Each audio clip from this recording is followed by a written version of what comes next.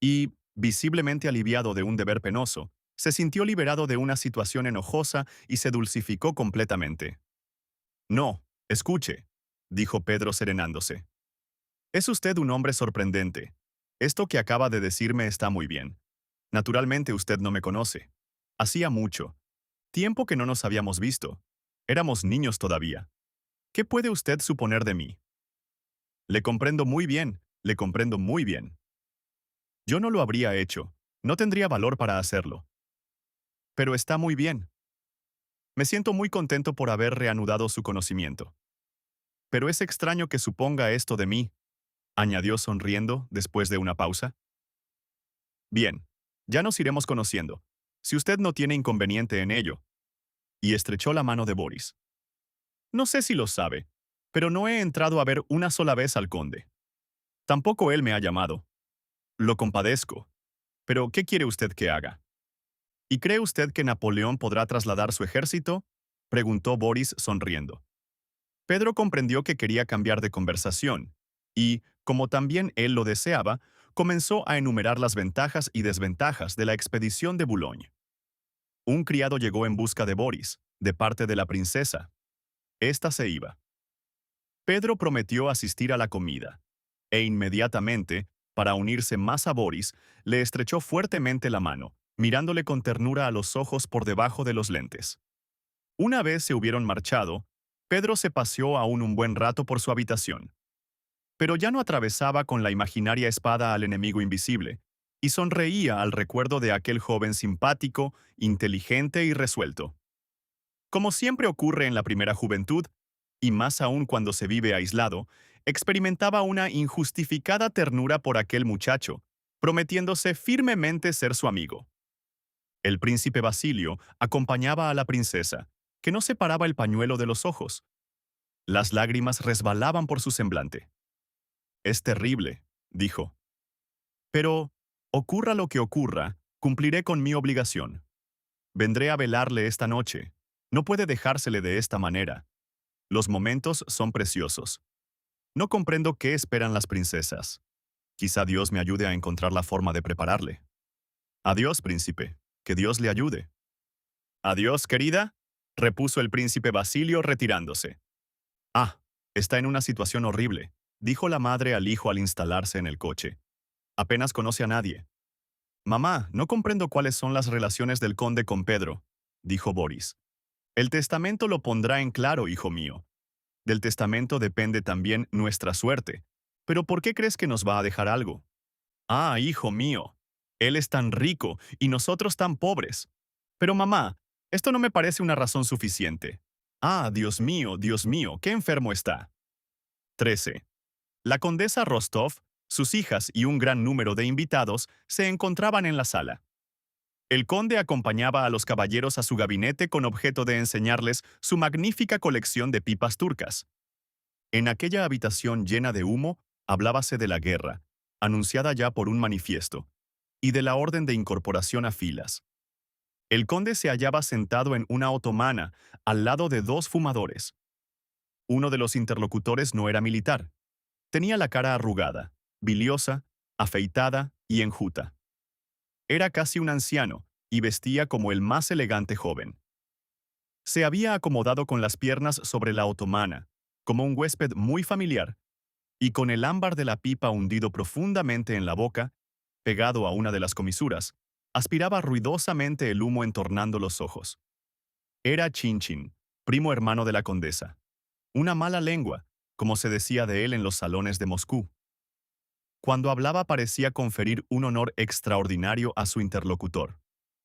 El otro era oficial de la guardia, de fresco y rosado rostro, irreprochablemente acicalado. Tenía abotonado por completo el uniforme y se había peinado cuidadosamente. Fumaba con la boquilla de ámbar colocada justamente en el centro de la boca, y con los labios, rojos apenas, ni aspiraba el humo, que dejaba escapar en pequeños círculos. Era el teniente Berg, oficial del regimiento de Semenovsky, el mismo al que había de incorporarse Boris, objeto de la ironía de Natacha para con Vera, considerándolo su prometido. El conde hallábase sentado entre los dos y escuchaba atentamente. Después del juego del Boston, La ocupación predilecta del conde era actuar de oyente, sobre todo cuando podía enfrentar a dos conversadores.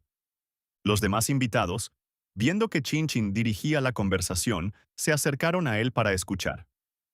Berg, no dándose cuenta de la burla ni de la indiferencia, continuaba explicando cómo solamente por el hecho de pasar a la guardia había avanzado un grado a sus compañeros de cuerpo, porque durante la guerra podían matar al jefe de la compañía, y siendo él el de más edad, podía ser nombrado jefe muy fácilmente, ya que todos le querían en el regimiento, y su padre se sentía muy satisfecho de ello.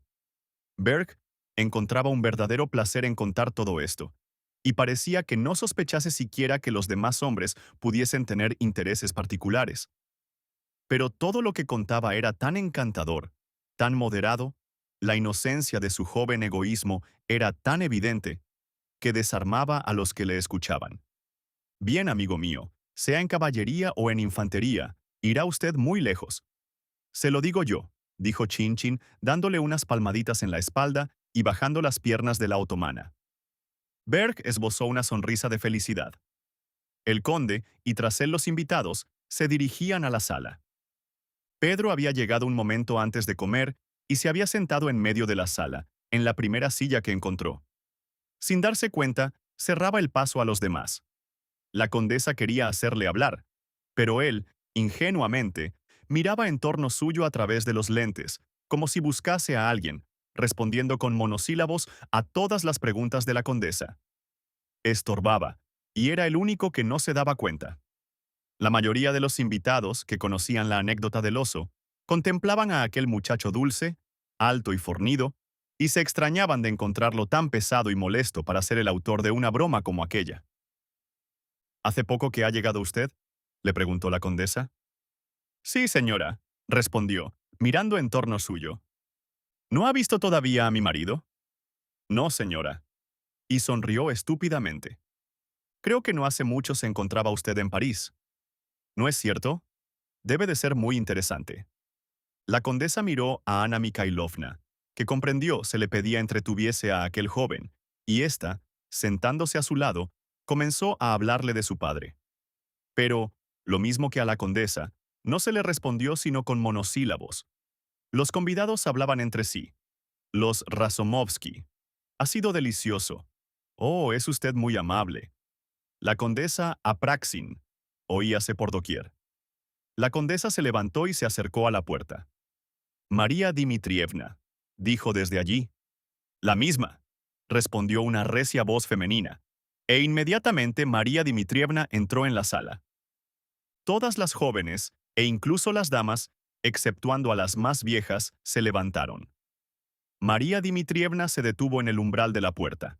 Levantó la cincuentenaria cabeza, adornada con bucles grises, y contempló a los invitados.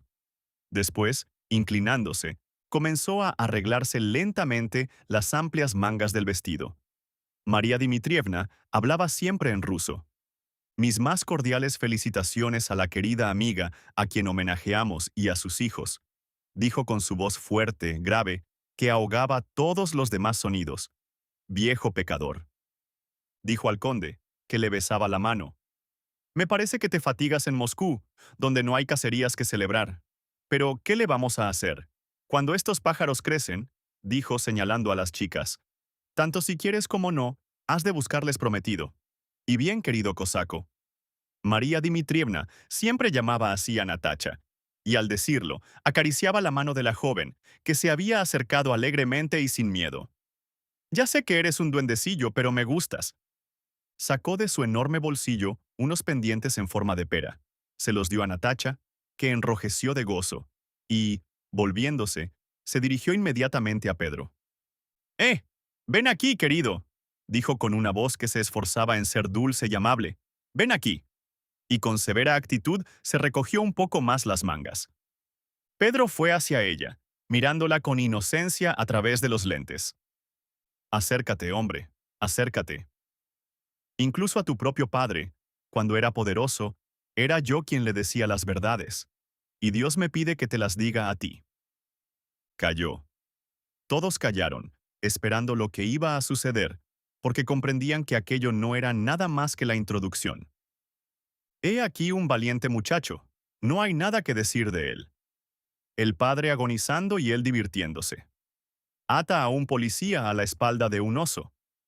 Una vergüenza, amigo mío, una vergüenza. Era preferible ir a la guerra. Se volvió y dio la mano al conde, que no sabía qué hacer para aguantar la risa. Me parece que ya debe de ser hora de sentarnos a la mesa.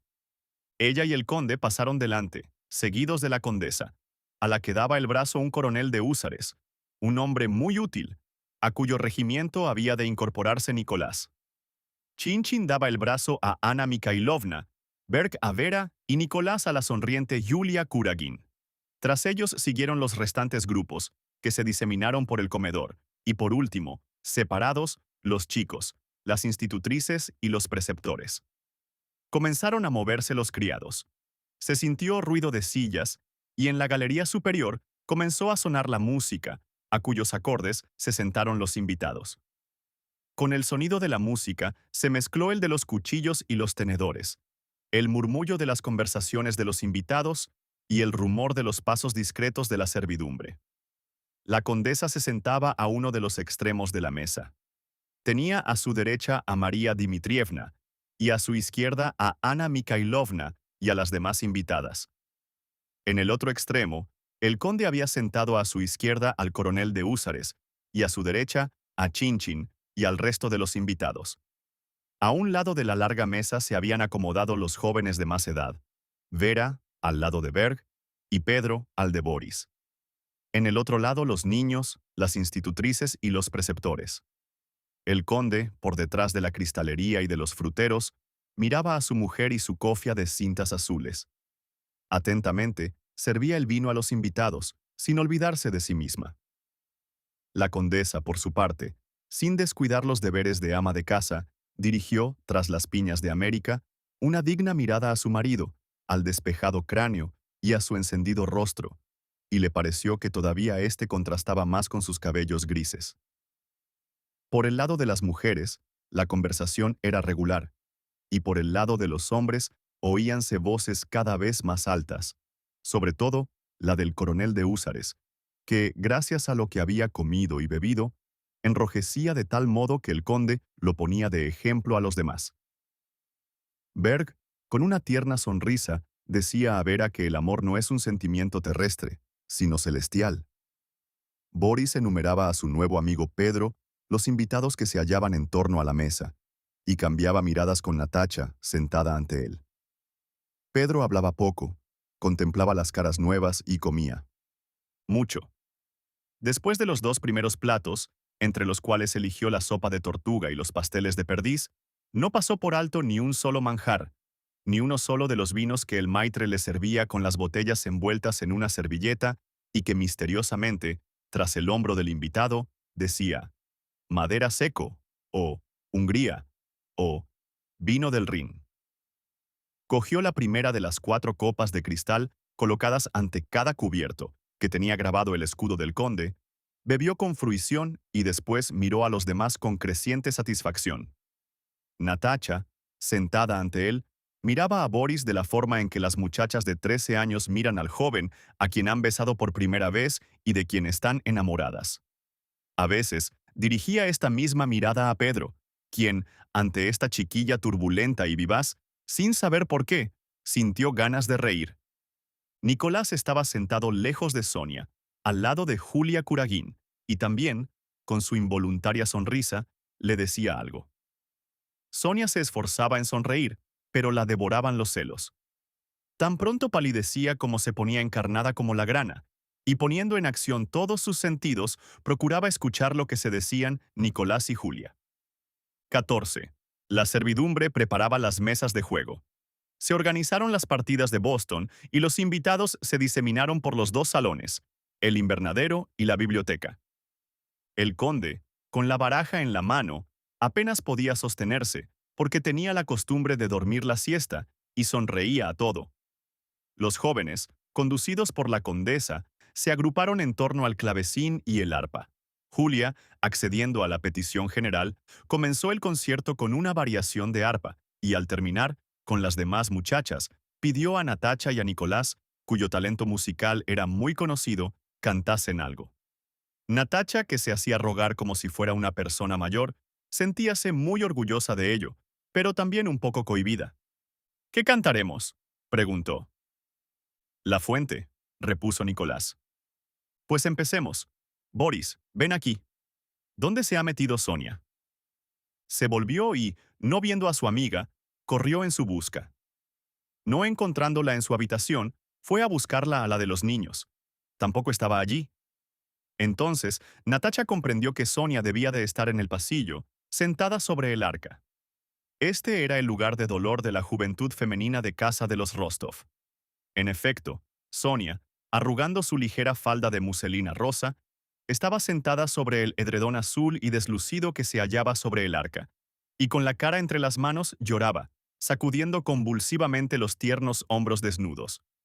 La cara de Natacha, animada por la alegría de un día de fiesta, se ensombreció de pronto. Sus ojos perdieron su resplandor. Experimentó en el cuello un estremecimiento y las comisuras de sus labios se inclinaron hacia abajo. Sonia, ¿qué tienes? Dime, ¿qué tienes? Por favor. Y Natacha, abriendo la boca y afeándose completamente, lloró como una niña, sin saber por qué, únicamente porque Sonia lloraba. Esta quería levantar la cabeza, quería responder, pero no lo lograba y aún se escondía más. Natacha, con el rostro cubierto de lágrimas, se sentó sobre el edredón azul y besó a su amiga. Finalmente Sonia, haciendo acopio de fuerzas, se levantó y, enjugándose las lágrimas, dijo: Nicolás se va dentro de una semana. Ya, ha recibido la orden. Él mismo me lo ha dicho, pero no lloraría por esto. Le enseñó un papel escrito que tenía en la mano, con unos versos de Nicolás. No lloraría por esto, pero tú no sabes. Nadie puede comprender el corazón que tiene. Y a causa de la bondad de su corazón, lloró de nuevo. Tú, tú eres feliz. No te envidio por esto. Te quiero, y también quiero mucho a Boris, dijo recobrando fuerzas. Para vosotros no habrá ninguna dificultad. Pero, Nicolás y yo somos primos. Será necesario que el metropolitano, y a pesar de todo, no podrá ser. Además, mi mamá, Sonia, consideraba a la condesa como una madre, y la nombraba siempre así.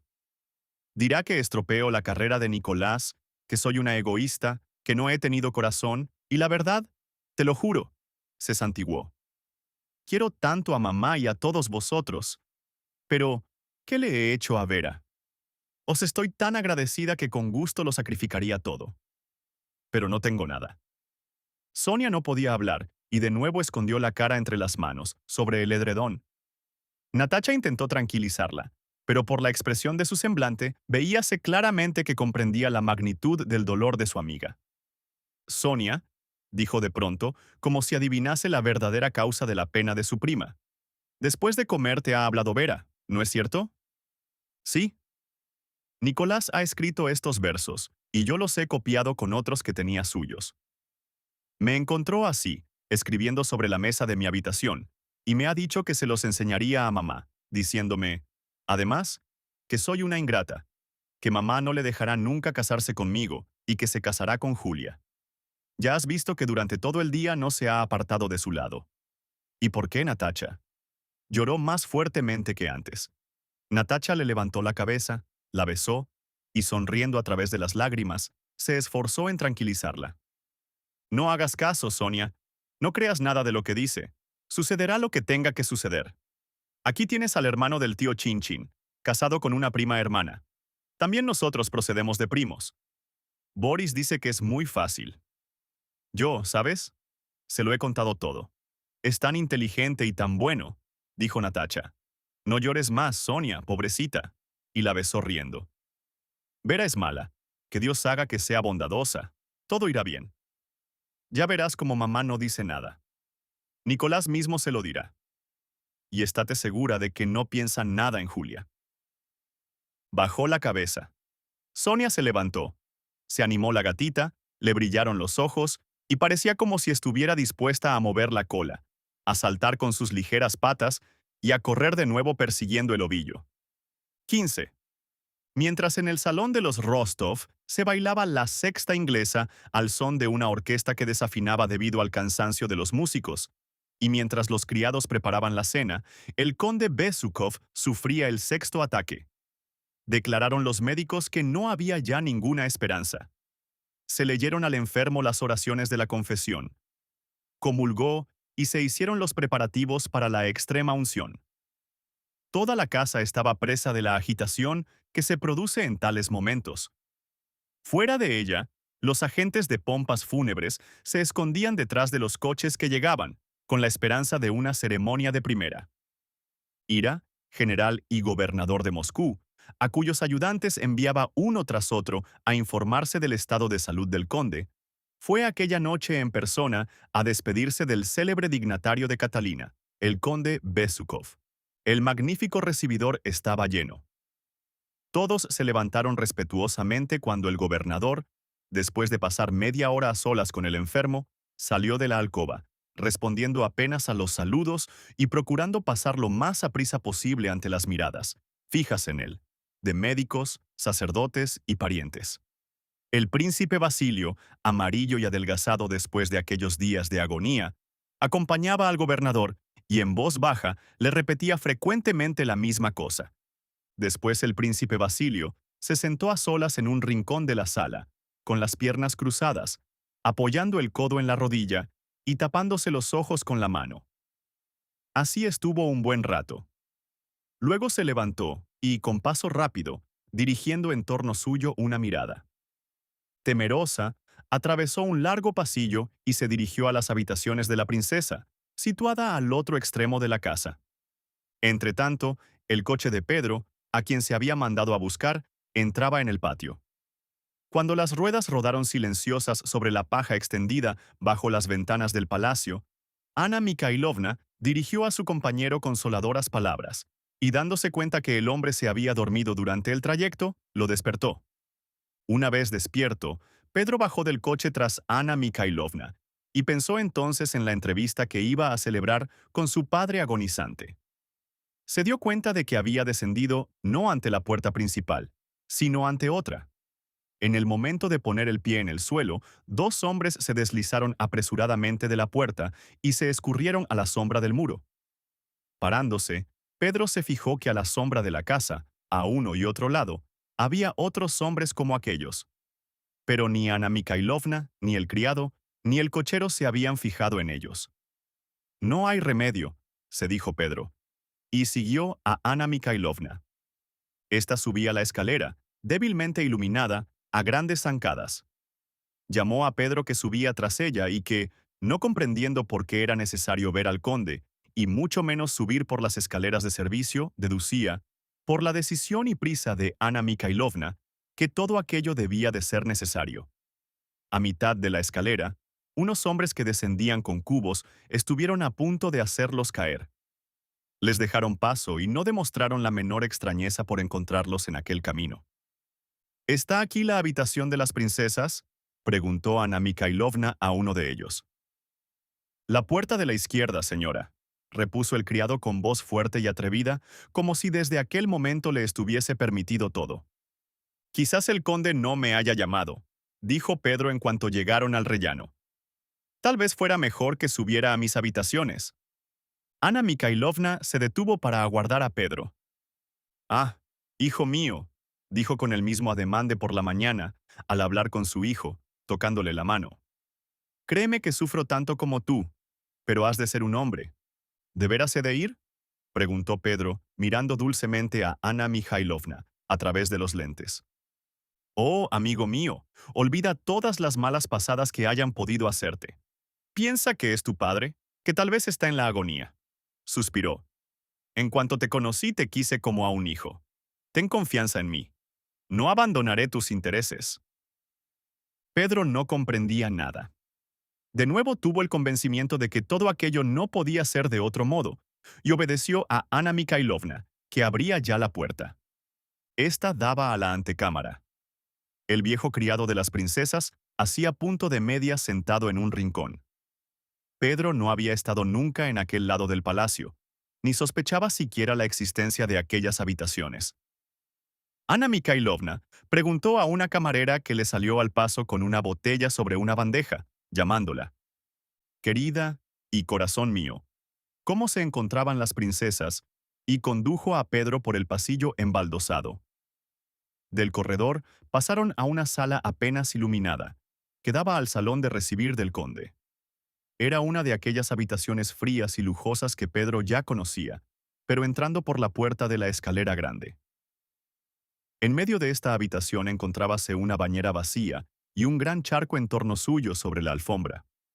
Al verlo, el criado y un sacristán, que tenía en la mano un incensario, desaparecieron de puntillas, sin prestarle gran atención. Entraron en la sala de recibir, que reconoció Pedro por dos ventanas italianas que daban al jardín de invierno, un gran busto y un retrato de tamaño natural de Catalina. En la sala, las mismas personas, casi con las mismas actitudes, hallábanse sentadas y hablaban en voz baja. Todos callaron para contemplar a Anna Mikhailovna, con su cara pálida y llorosa, y al corpulento Pedro, que la seguía con la cabeza baja. La cara de Anna Mikhailovna expresaba la convicción de que había llegado el momento decisivo. Con la actitud de una pequeña burguesa atareada, entró en la sala sin dejar a Pedro, mostrándose aún más tierna que por la mañana. Comprendía que conduciendo ella a aquel que el agonizante había solicitado ver, tenía asegurada la visita.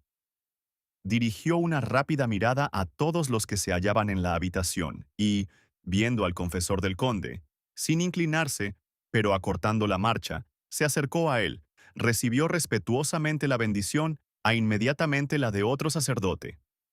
«Gracias a Dios que hemos llegado», dijo al sacerdote.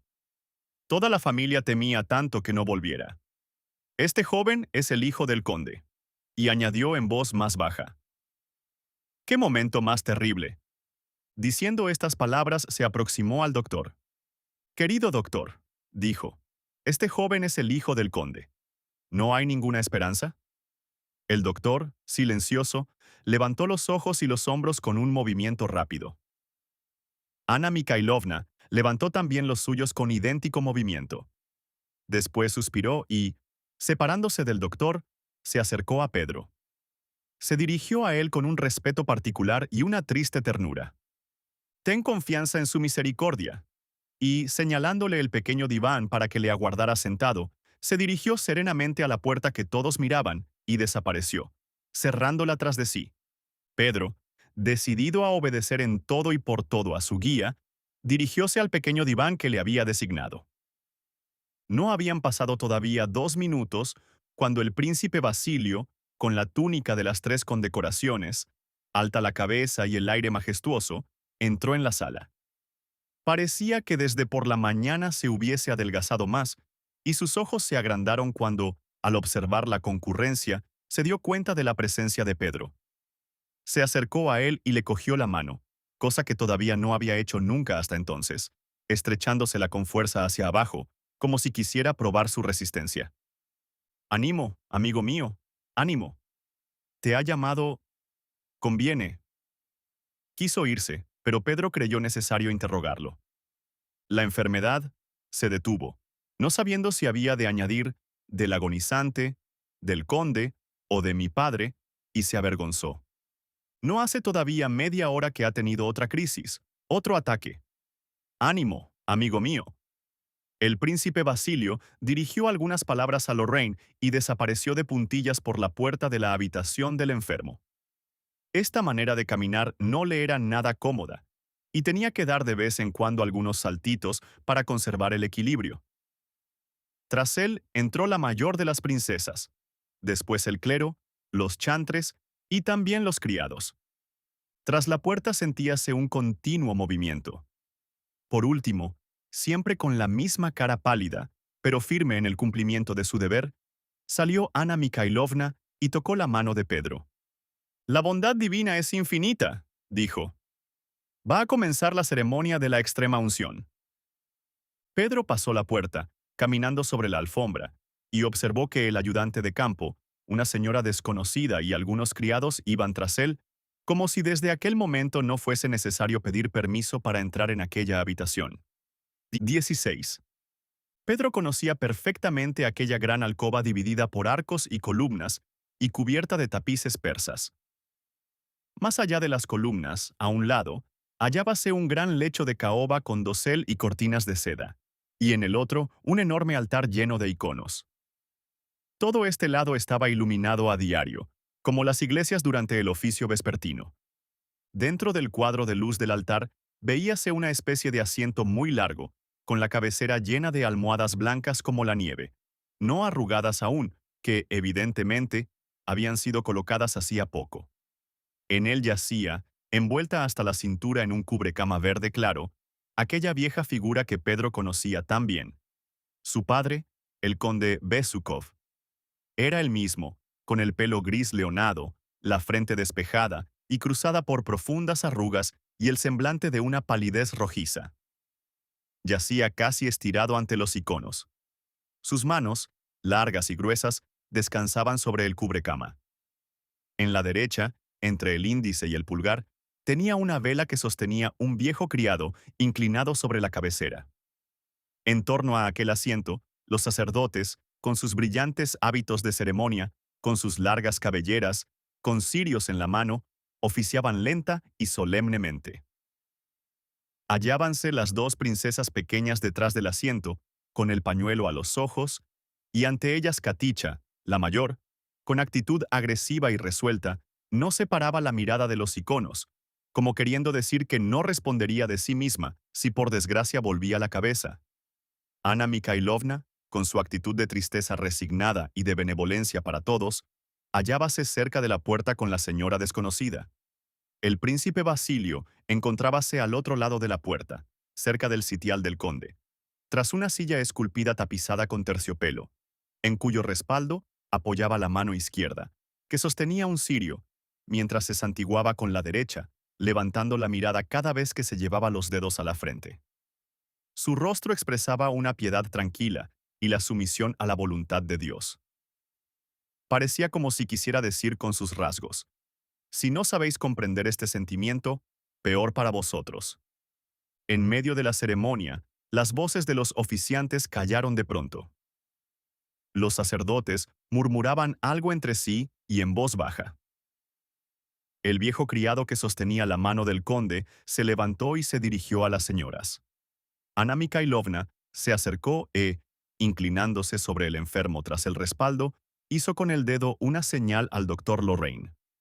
El médico francés no sostenía cirio alguno y estaba apoyado contra una columna con la actitud respetuosa de un extranjero que, a pesar de su indiferencia religiosa, demuestra que comprende toda la importancia del acto que contempla y que incluso aprueba.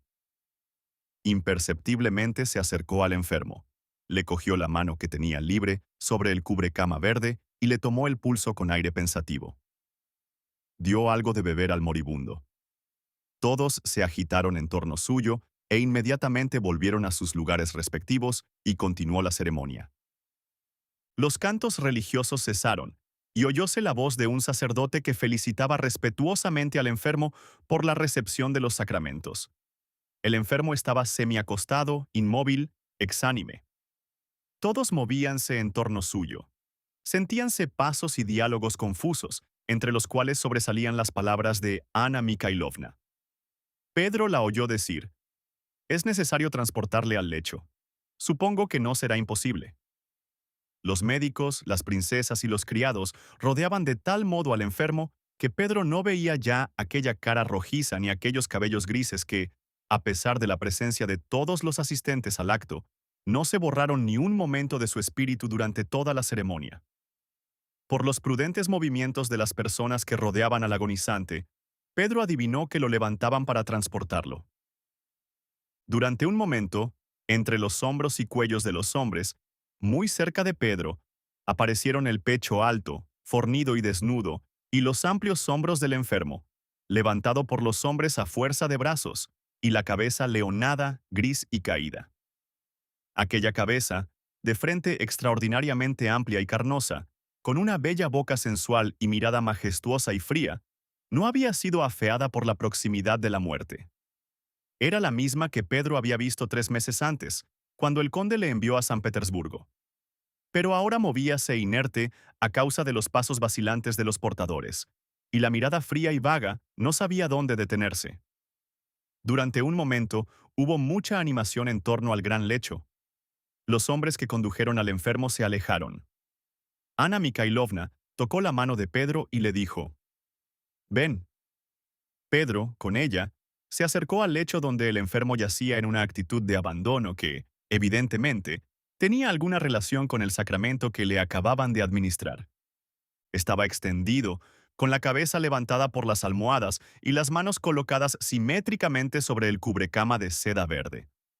Cuando Pedro se acercó a él, el conde le miró fijamente, pero con aquella mirada de la cual el hombre no puede comprender ni el sentido ni la importancia. O aquella mirada no significaba absolutamente nada, a excepción de que un hombre cuando tiene ojos necesita mirar a un lado o a otro, o significaba demasiadas cosas. Pedro se detuvo, sin saber qué hacer. Interrogador, se volvió a Ana Mikhailovna, su guía. Ana le hizo un signo rápido con los ojos, indicándole la mano del enfermo, y que hiciera ademán de besarla. Pedro alargó el cuello con mucho cuidado para no enredarse con el cubrecama, y, siguiendo el consejo, posó los labios sobre la mano amplia y gruesa. Pero ni la mano ni un solo músculo del conde se movieron.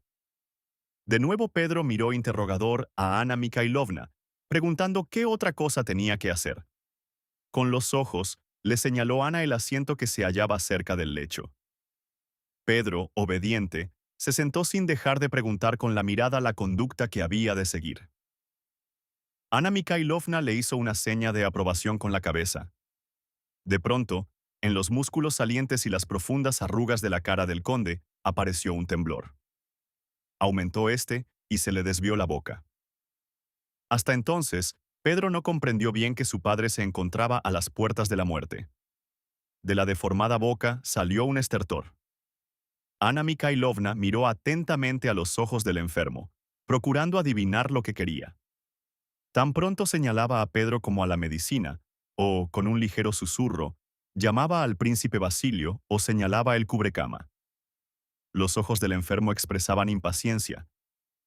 Hacía esfuerzos por mirar al criado que se mantenía inmóvil a la cabecera de la cama.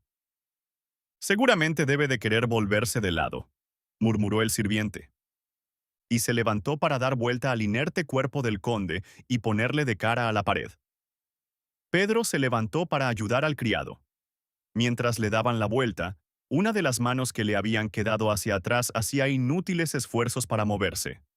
El conde observó la aterrorizada mirada que Pedro dirigía a aquella mano inerte, o quizás otro pensamiento atravesó en aquel momento su agonizante cabeza. Pero miró a la mano desobediente, a la expresión de terror del rostro de Pedro.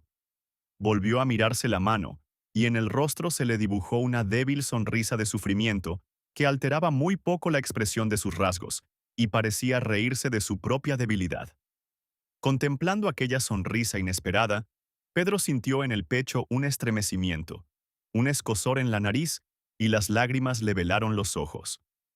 Volvieron al enfermo de cara a la pared. Suspiró. «Se ha amodorrado», dijo Ana Mikhailovna, viendo que la princesa entraba a relevarla. «Vámonos». Pedro salió. 17. En el recibidor no quedaban ya más que el príncipe Basilio y la princesa mayor, que hablaba con gran animación sentada bajo el retrato de Catalina. En cuanto vieron a Pedro y a su guía callaron. A Pedro le pareció que la princesa escondía alguna cosa. La princesa dijo al príncipe en voz baja, «No puedo ver a esta mujer».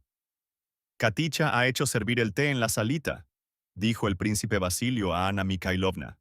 «Vaya, hija mía, coma algo, porque si no enfermará». A Pedro no le dijo nada, pero le estrechó la mano, apesadumbrado. Pedro y Ana Mikhailovna entraron en la sala. A pesar de su apetito, Pedro no probó bocado.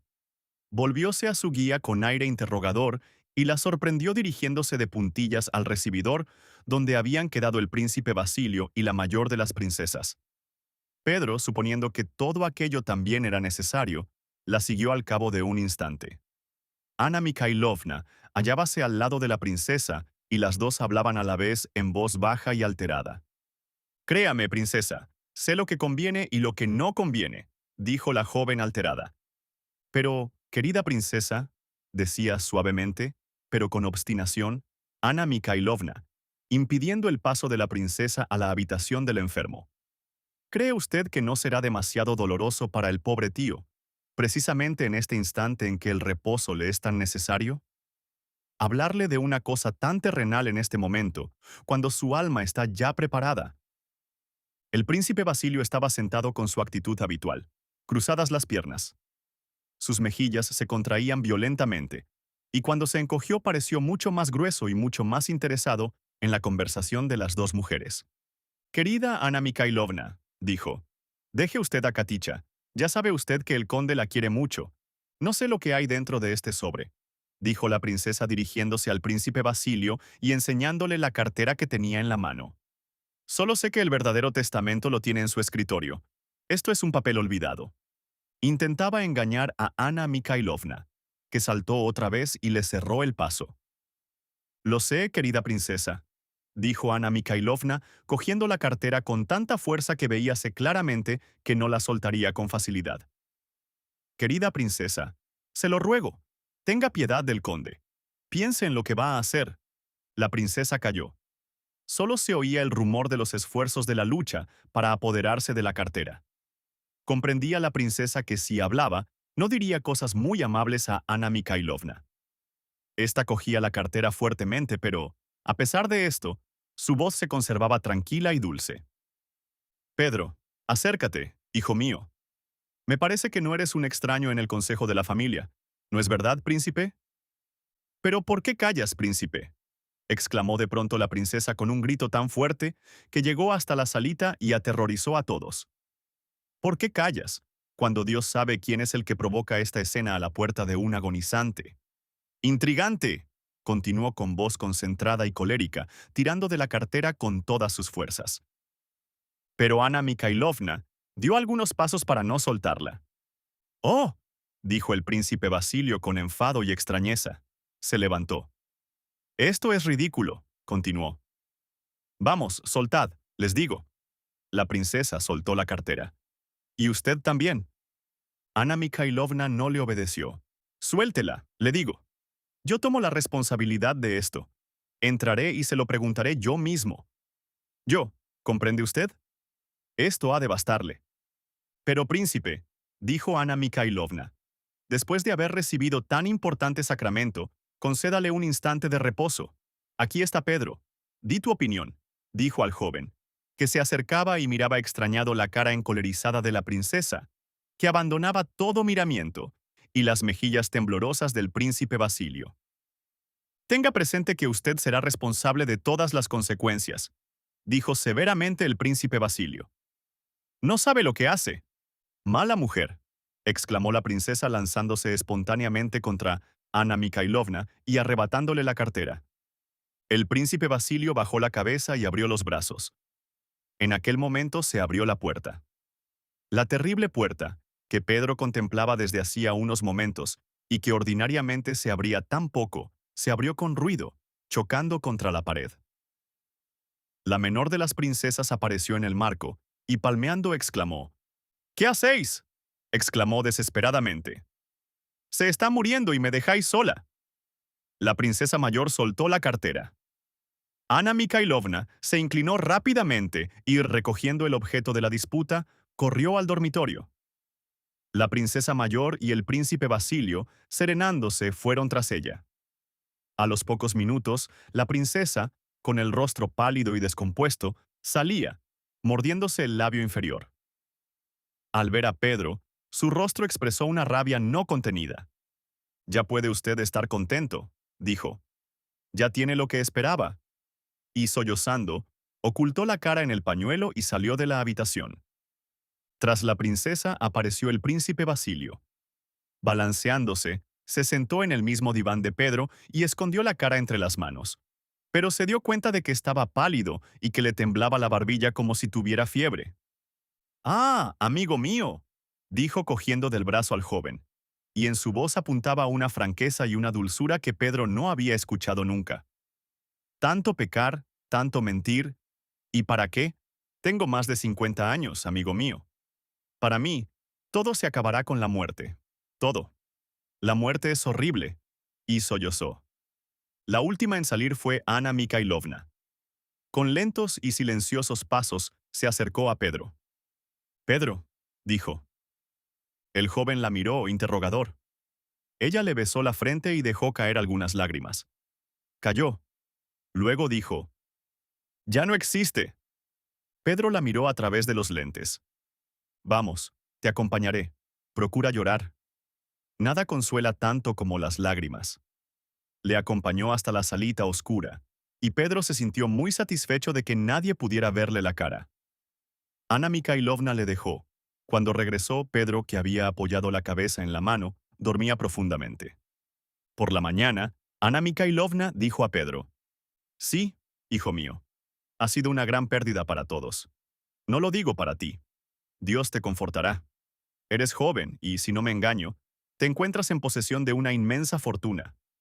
No se conoce aún el testamento, pero te conozco a ti lo suficiente para saber que esto no te hará perder la cabeza. Impone obligaciones y es preciso ser un hombre». Pedro calló. «Más adelante te explicaré, hijo mío, que si yo no hubiese estado aquí, quién sabe lo que hubiera ocurrido. Tú ya sabes que mi tío, todavía anteayer, me prometía acordarse de Boris, pero no ha tenido tiempo de decírmelo. Espero, hijo mío, que cumplirás el deseo de tu padre». Pedro no comprendió nada de lo que le querían decir. Silencioso y sofocado, miró fijamente a la princesa Anna Mikhailovna. Después de haber hablado con Pedro, ésta se fue a dormir a casa de los Rostov. Por la mañana, cuando se levantó, les contó, tanto a ellos como a sus amigos, los pormenores de la muerte del conde Besukov. Dijo que el conde había muerto tal como ella quisiera morir, que su muerte no solamente había sido conmovedora, sino edificante, y que la última entrevista entre padre e hijo había sido tan emocionante que no podía acordarse de ella sin que las lágrimas anegasen sus ojos, que no sabría decir quién de los dos se había portado mejor en aquel terrible instante. El padre, que en los últimos momentos se había acordado de todo y de todos, y que dirigió al hijo enternecedoras palabras. O Pedro, de tal modo alterado que inducía a compasión y que se esforzaba en disimular la emoción para no impresionar a su padre moribundo.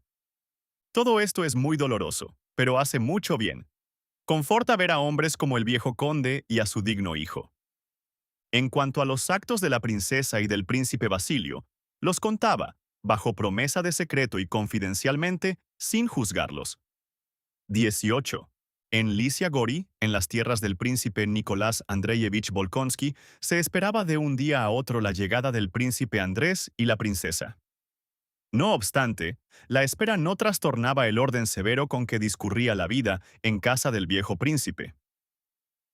El general, en jefe príncipe Nicolás Andreyevich, a quien la sociedad rusa denominaba con el sobrenombre de Rey de Prusia, no se había movido de Lysia, Gori, con su hija la princesa María y la señorita de compañía Mademoiselle Bourrienne, desde que, reinando todavía Pablo I, había sido relegado a sus posesiones.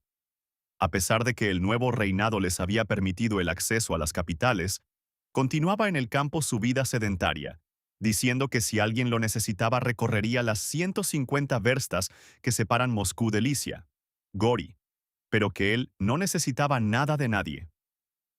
Sostenía que los vicios humanos no tienen sino dos puentes, la ociosidad y la superstición, y solamente dos virtudes, la actividad y la inteligencia.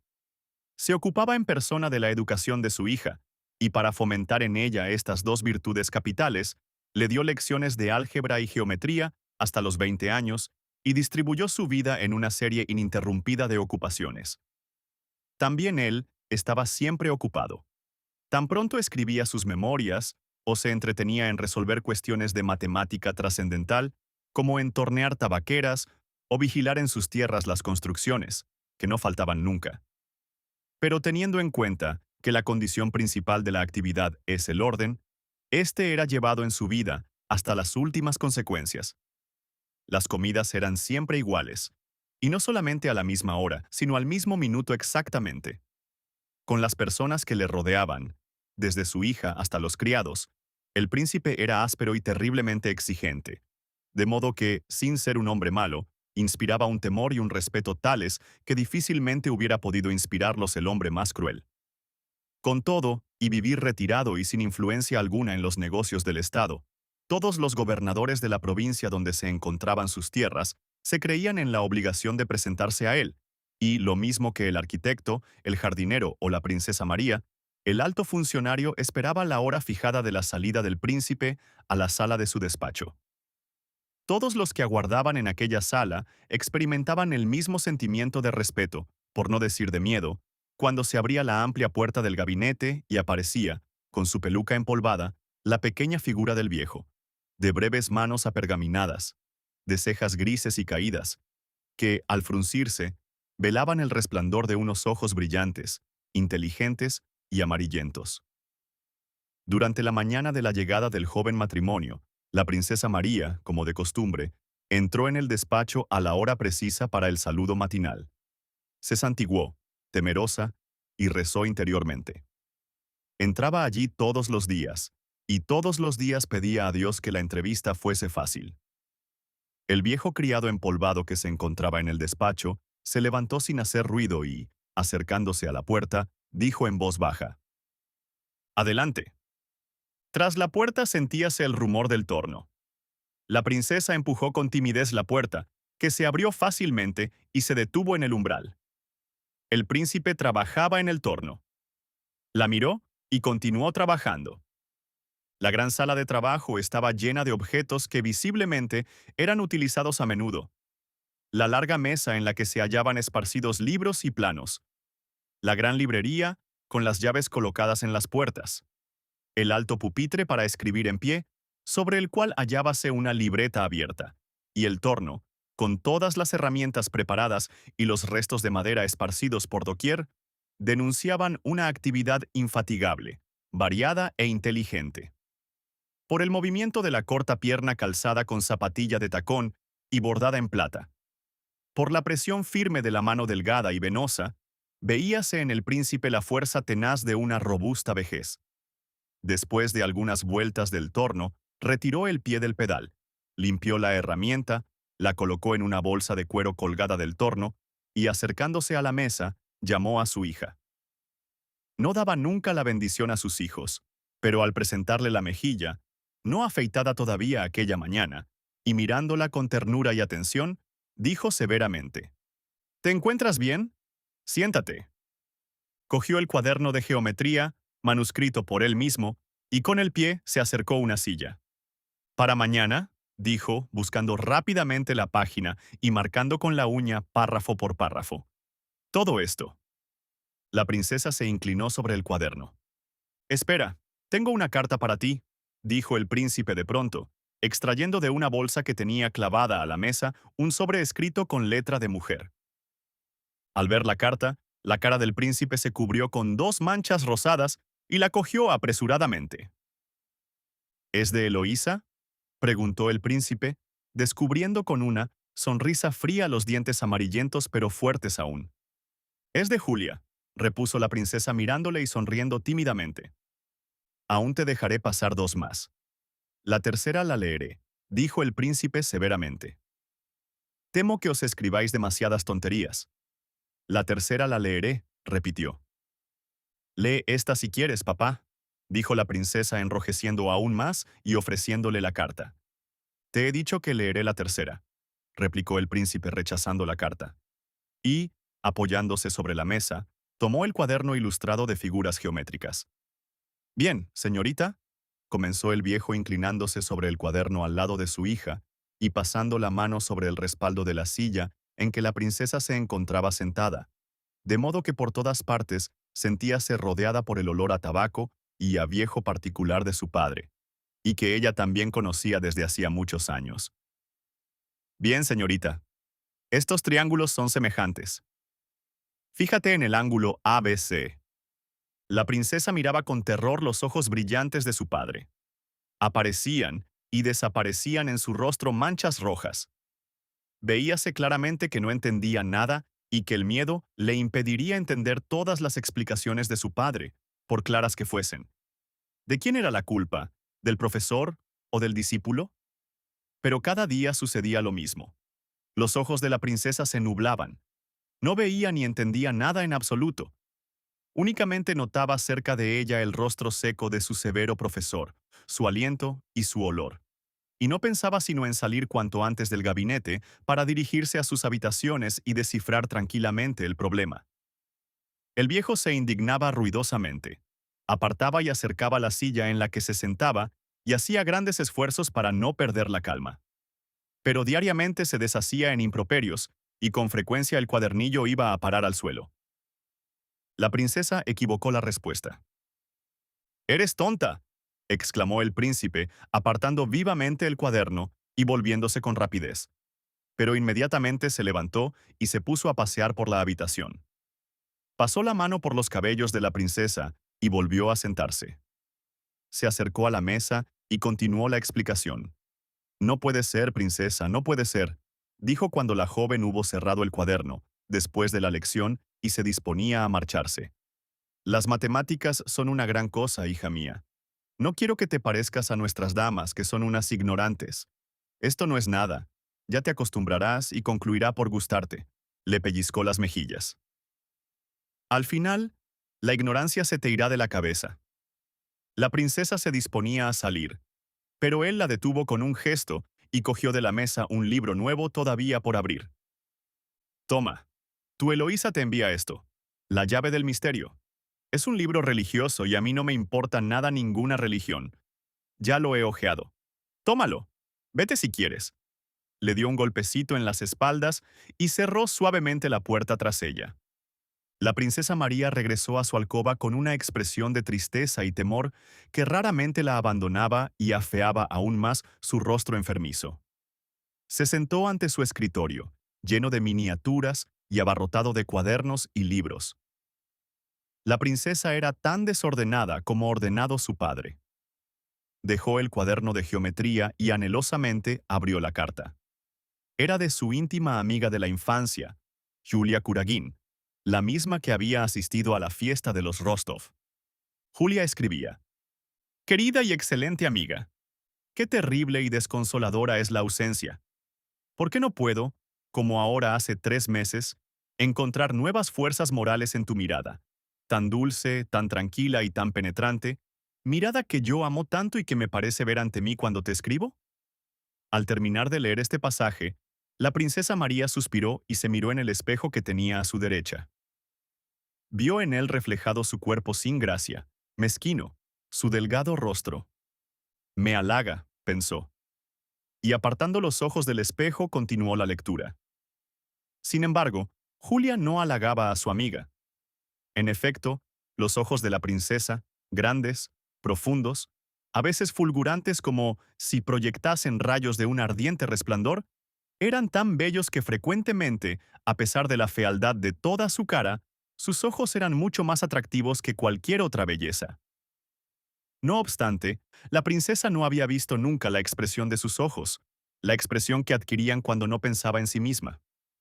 Como el rostro de todos, el suyo adquiría una expresión artificial cuando se miraba al espejo. Continuó leyendo. «En Moscú no se habla sino de la guerra. Uno de mis hermanos está ya en el extranjero, y el otro en la guardia que se dirige a la frontera.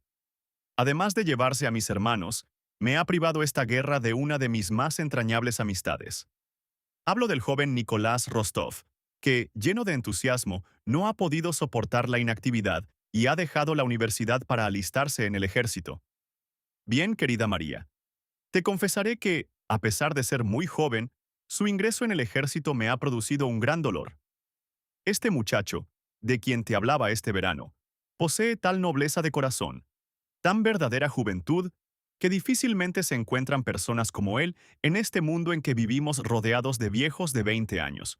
Sobre todo, es tan franco y tan bondadoso, posee un espíritu tan puro y poético, que mis relaciones con él, por pasajeras que fuesen, han sido una de las más dulces satisfacciones para este pobre corazón mío que ha sufrido tanto. Te contaré un día nuestra separación y lo que hablamos al marcharse. Ahora, todo esto es demasiado reciente. Ah, querida mía, qué feliz eres no conociendo estas alegrías y estas punzantes penas.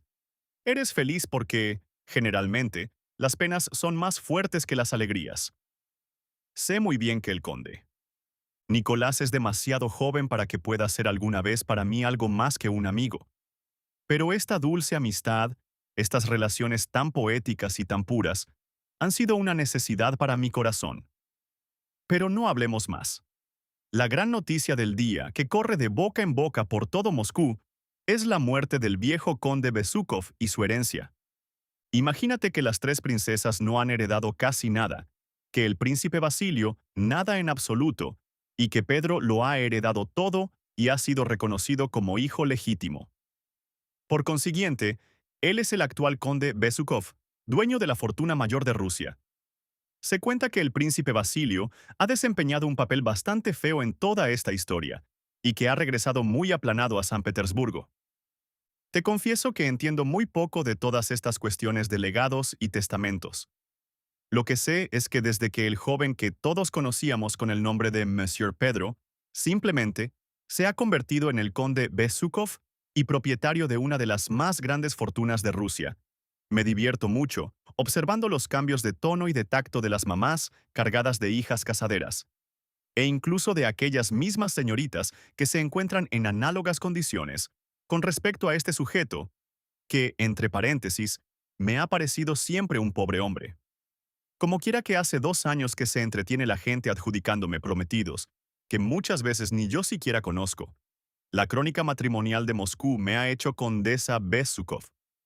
Ya puedes suponer que no me preocupa ni poco ni mucho llegar a serlo. Y, a propósito de matrimonio, he de decirte que, no hace mucho, nuestra tía Ana Mikhailovna me ha confiado en secreto un proyecto matrimonial con respecto a ti. Se trata ni más ni menos que del hijo del príncipe Basilio, Anatolio, a quien querrían situar casándolo con una persona rica y distinguida. A lo que parece, tú has sido la que han elegido sus padres. No sé cómo tomarás todo esto, pero me parece que tenía la obligación de avisarte. Dicen que es un hombre de buen aspecto y una mala cabeza. Todo esto es cuanto puedo decirte referente a él. Pero dejemos estos chismes. Acabo de llenar la segunda hoja de papel y mamá me ha enviado recado para que la acompañe a casa de Apraxin, donde hemos de comer hoy. Lee el libro religioso que te envío. Aquí se ha puesto de moda, aun cuando en él hay cosas difíciles de comprender para la débil concepción humana. Es un libro admirable y su lectura calma y eleva el espíritu. Adiós. Saluda respetuosamente a tu padre de mi parte y da mis recuerdos a Mademoiselle Bourrienne. Te abraza de todo corazón tu amiga, Julia. Postdata. Dame noticias de tu hermano y de su simpática esposa. La princesa quedó un instante pensativa. De pronto se levantó, se dirigió al escritorio y comenzó a escribir rápidamente la respuesta a la carta de Julia. 19. El viejo criado hallábase sentado en su lugar de costumbre y escuchaba los ronquidos del príncipe. En el gran gabinete, situado en el ala extrema de la casa, podían oírse, a través de las puertas cerradas, los pasajes difíciles de la sonata de Dussek, repetidos por 20ª vez. En aquel momento, un coche se detuvo a la entrada y el príncipe Andrés saltó del carruaje. Dio la mano a su esposa para ayudarla a bajar y la hizo pasar adelante. Tikhon, con peluca gris, anunció en voz baja, desde la puerta del gabinete de trabajo, que el príncipe dormía, y cerró la puerta rápidamente. Tikhon sabía que ni la llegada del hijo ni cualquier otro acontecimiento, por extraordinario que fuese, podía trastornar las costumbres establecidas. Seguramente el príncipe Andrés lo sabía tan bien como el criado. Consultó el reloj como para comprobar si los hábitos de su padre habían cambiado desde que hubo dejado de verlo. Informado sobre este particular, se dirigió a su esposa. «Despertará dentro de 20 minutos», le dijo. «Mientras tanto, vayamos a ver a la princesa María». La pequeña princesa había engordado mucho durante los últimos tiempos, pero sus ojos y el labio sonriente sombreado por un ligero bozo elevábase de la misma manera alegre y encantadora cada vez que comenzaba a hablar. «Pero si esto es un palacio», dijo a su marido, mirándolo con aquella expresión que se adquiere para felicitar a un huésped por la magnificencia del baile que celebra. «Vamos deprisa, deprisa», y volvíase sonriente a Tikhon, a su marido, y al criado que los acompañaba. Sin duda, María está haciendo escalas. No hagamos ruido y así le daremos una sorpresa. El príncipe Andrés subía tras ella con una expresión tierna y triste. Te has hecho viejo, Ticón, dijo, al pasar, al viejo criado que le besaba la mano. Al encontrarse ante la habitación donde sonaba el clavecín, salió de una puerta lateral la rubia y hermosa francesa Mademoiselle Bourien. Parecía loca de alegría. Ah, la princesa se alegrará mucho, dijo. Voy a avisarla. No, no, hágame el favor. Es usted Mademoiselle Bourien. Ya la conocía por la amistad que mi cuñada le profesa, repuso la princesa, besando a la señorita de compañía. No tiene ni idea de que estamos aquí. Se acercaron a la puerta de la salita, tras la cual oíase el pasaje que se repetía incesantemente. El príncipe Andrés se detuvo e hizo un gesto como si escuchara algo desagradable. La princesa entró. El pasaje se interrumpió en su mitad. Oyóse un grito, los pesados pasos de la princesa María y un rumor de besos. Cuando entró el príncipe Andrés, las dos cuñadas, que no se habían visto desde poco tiempo después del matrimonio del príncipe, se besaban, todavía abrazadas. El príncipe Andrés besó a su hermana. ¿Irás a la guerra, Andrés?, preguntó ella, suspirando. Lisa también se estremeció. Mañana mismo, repuso el príncipe. Me abandona aquí solo Dios sabe por qué. Tan fácil como le hubiera sido ascender y... La princesa María, sin escuchar, siguiendo el hilo de sus propios sentimientos, se dirigió a su cuñada, mirándole tiernamente la cintura. ¿De veras?, preguntó. Se turbó el rostro de la princesa y suspiró. Oh, sí, de veras, repuso. Ah, es terrible. El breve labio de Lisa temblaba. Acercó la cara a su cuñada y de nuevo se echó a llorar. Necesitas descansar, dijo el príncipe Andrés, frunciendo el entrecejo. ¿No es cierto, Lisa? Llévatela, dijo a su hermana. Yo iré a ver a papá. ¿Cómo está? Siempre el mismo, ¿verdad? El mismo. No sé cómo lo encontrarás, dijo la princesa riendo. ¿Las mismas horas? ¿Los mismos paseos por los caminos? ¿Y el torno?, preguntó el príncipe Andrés con una sonrisa imperceptible que demostraba que, a pesar de todo, su amor y su respeto por su padre constituían su debilidad. Las mismas horas y el torno, y además las matemáticas y mis lecciones de geometría, replicó alegremente la princesa, como si aquellas lecciones fuesen una de las cosas más divertidas de su vida. Cuando hubieron transcurrido los 20 minutos necesarios para que despertara el príncipe, llegó Ticón en busca del príncipe Andrés, para acompañarle al lado de su padre. Para honrar la llegada de su hijo, el anciano había cambiado un poco sus costumbres. Ordenó que se le acompañase a su habitación mientras se preparaba para la mesa. El príncipe vestía a la moda antigua, con caftán, y se empolvaba. En el momento en que el príncipe Andrés, no con aquella expresión desdeñosa y afectada que adoptaba en los salones, sino con el rostro resplandeciente que tenía cuando hablaba con Pedro, entraba en la habitación de su padre. El viejo se había sentado al tocador, sobre una silla de brazos de cuero, y, cubierto con un peinador, abandonaba la cabeza en manos de Ticón. ¿Qué hay, guerrero? ¿Vas a batir a Bonaparte?, dijo el viejo sacudiendo la cabeza empolvada, todo lo que la trenza le permitía y que Ticón tenía sujeta entre las manos. Sí, sí, métele mano. Si no, pronto seremos todos súbditos suyos. Buenos días, y le ofreció la mano. La siesta de antes de comer le ponía de buen humor. Decía que el mediodía era de plata, pero que la siesta de antes de comer era de oro. Miró alegremente a su hijo bajo las espesas cejas caídas. El príncipe Andrés se acercó a él y le besó en el lugar que el viejo le señaló. No respondió nada al tema de conversación predilecto de su padre. La burla de los militares de hoy, y sobre todo de Bonaparte. Sí, padre. He venido con mi mujer que está encinta, dijo el príncipe Andrés, siguiendo con una mirada animada y respetuosa los movimientos de cada rasgo del rostro de su padre. ¿Cómo estás? Amigo mío, solamente los tontos o los depravados se encuentran mal. Tú ya me conoces. De la mañana a la noche trabajo con moderación y por esto me encuentro bien. Alabado sea Dios, dijo el hijo sonriendo. Dios no tiene nada que ver con esto, Y volviendo a su idea, añadió, bien, explícame cómo los alemanes nos han enseñado a batir a Napoleón, según esa nueva ciencia vuestra que se llama estrategia. Papá, permíteme que me rehaga un poco, dijo con una sonrisa que demostraba que la debilidad de su padre no le impedía respetarlo y quererle. Todavía no he abierto las maletas. Lo mismo da, gritó el viejo sacudiendo la pequeña trenza para ver si estaba bien hecha y cogiendo la mano de su hijo. La habitación de tu esposa está a punto.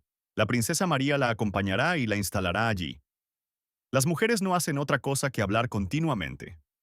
Estoy muy contento de poderla ver. Siéntate y cuéntame. Comprendo el ejército de Michelson, el de Tolstoy y el desembarco simultáneo. ¿Qué hará entonces el ejército del sur? Ya sé que Prusia se mantiene neutral. ¿Y Austria? ¿Qué hace? Dijo levantándose y comenzando a pasear por la habitación, seguido de Tikhon, que corría tras él entregándole las distintas prendas de su vestido. ¿Qué hará Suecia? ¿Cómo se las arreglarán para atravesar Pomerania? A las preguntas de su padre, el príncipe Andrés comenzó a exponer los planes de campaña proyectados, hablando primero con frialdad, pero animándose paulatina e involuntariamente, pasando, como de costumbre, del ruso al francés. Explicó que un ejército de 90.000 hombres había de amenazar Prusia para sacarla de su neutralidad y arrastrarla a la guerra. Que una parte de este ejército había de unirse a las tropas de Suecia en Stralsund. Que 220.000 austriacos, unidos a 100.000 rusos, habían de operar en Italia y en las márgenes del Rin. Que 5.000 rusos y 5.000 ingleses desembarcarían en Nápoles. Y, finalmente, que un ejército de 500.000 hombres invadiría Francia por distintos puntos. El viejo príncipe, que parecía no escuchar la explicación, continuaba vistiéndose sin dejar de andar, interrumpiéndole 3 veces de una forma imprevista. La primera se detuvo y exclamó, «Blanco, Blanco». Esto quería decir que Tikhon no le entregaba el chaleco que quería. La otra vez se detuvo y preguntó, «¿Dará pronto a luz tu mujer?». E inclinando la cabeza había dicho en tono de enfado, «No va bien. Continúa, continúa. No me has dicho nada nuevo». Y preocupado, el viejo murmuró rápidamente, «No sé cuándo vendrá. Ve al comedor». 20. El príncipe Andrés partía al día siguiente por la noche. Su padre, una vez hubo terminado de comer, se retiró a sus habitaciones sin modificar en nada sus hábitos. La pequeña princesa hallábase en las habitaciones de su cuñada. El príncipe Andrés, vestido de viaje, sin charreteras, hacía las maletas en su habitación con ayuda del criado. Después de inspeccionar personalmente el coche y vigilar la instalación de las maletas, dio la orden de enganchar. En la alcoba no quedaban sino los objetos que el príncipe había de llevar consigo. Un cofrecillo, una caja de plata con los útiles de afeitar, 2 pistolas turcas y una gran espada que su padre le había traído de Ochalov. Todos estos objetos estaban perfectamente ordenados. Eran nuevos y relucientes, y se hallaban guardados en estuches de terciopelo herméticamente cerrados. En el momento de una partida o de un cambio de vida, los hombres que son capaces de reflexionar sus actos efectúan generalmente un serio balance de sus pensamientos. En estas circunstancias, habitualmente se controla el pasado y se idean planes para lo porvenir. El príncipe Andrés tenía una expresión dulce y pensativa. Se paseaba de un lado a otro de la habitación con paso rápido, con las manos cruzadas a la espalda y mirando ante sí con la cabeza baja y pensativa. ¿Le molestaba ir a la guerra?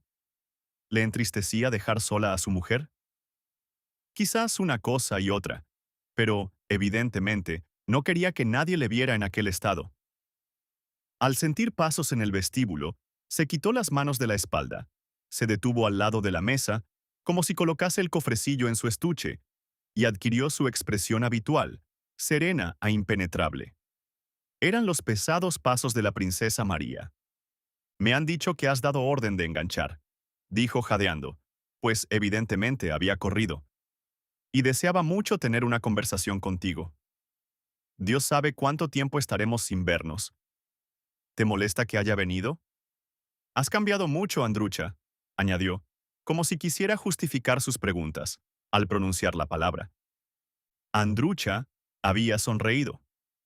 Evidentemente, le extrañaba pensar que aquel hombre severo y arrogante fuese aquel mismo Andrucha, el niño escuchimizado y parlanchín, su compañero de infancia. ¿Dónde está Lisa?, preguntó el príncipe respondiendo con una sonrisa a las palabras de su hermana. Está muy cansada. Se ha dormido en el diván de mi habitación. Ah, Andrés, tu mujer es un tesoro, dijo, sentándose en el diván ante su hermano. Es una verdadera niña, una niña encantadora, alegre, a quien no sabes cómo quiero. El príncipe Andrés calló, pero la princesa observó la expresión irónica y desdeñosa que apareció en su semblante. Hay que ser indulgente con las pequeñas debilidades humanas. ¿Quién no? ¿Tiene debilidades en este mundo, Andrés? Recuerda que ha sido educada en la alta sociedad y que hoy su situación no es muy feliz. Hemos de situarnos en el lugar de los demás. Comprender es perdonar. Piensa que para ella, la pobre, es triste tener que separarse de su marido y quedarse sola en el campo en el estado en que se encuentra, después de la vida a que está acostumbrada. Es muy triste. Y el príncipe Andrés, mirando a su hermana, sonrió como se sonríe ante las personas que creemos conocer a fondo.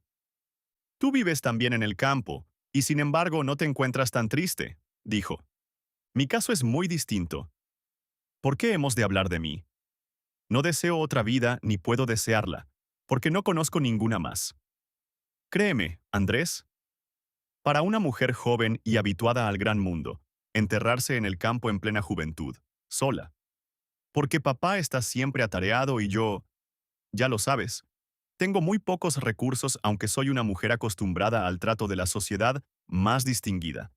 María, dime con franqueza, me parece que más de una vez te hace sufrir el carácter de papá, dijo el príncipe Andrés, expresamente para sorprender o poner a prueba a su hermana, hablando con tanta ligereza de su padre. Tú eres muy bueno, Andrés, pero tienes llamaradas de orgullo, y esto es un gran pecado, dijo la princesa, siguiendo antes el hilo de sus pensamientos que no el de la conversación. ¿Quién puede juzgar a su padre? Y si esto fuera posible, ¿qué otra cosa distinta de la veneración se puede sentir por un hombre como él? Estoy muy contenta y me siento muy feliz. Deseo tan solo que todos lo sean tanto como yo. El hermano bajó la cabeza con desconfianza. Si he de decirte la verdad, Andrés, solamente una cosa me es penosa. Las ideas religiosas de papá. No puedo comprender cómo un hombre de tan gran talento como el suyo no pueda ver lo que es claro como la luz y se pierda de este modo. Esta es mi única pena.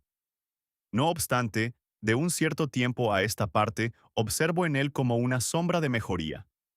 Sus bromas no son tan incisivas, y no hace mucho recibió a un monje y habló con él un gran rato. Ah, hermana, temo que gastes inútilmente tu pólvora con estas frases, dijo el príncipe Andrés, burlón y tierno a la vez. Ah, hermano, únicamente rezo a Dios y espero que me escuche, dijo tímidamente María después de un instante de silencio. Quisiera pedirte algo muy importante. ¿Qué quieres, querida? No. Prométeme que no me lo negarás. No te costará nada y no es nada indigno de ti. Para mí sería un gran anhelo.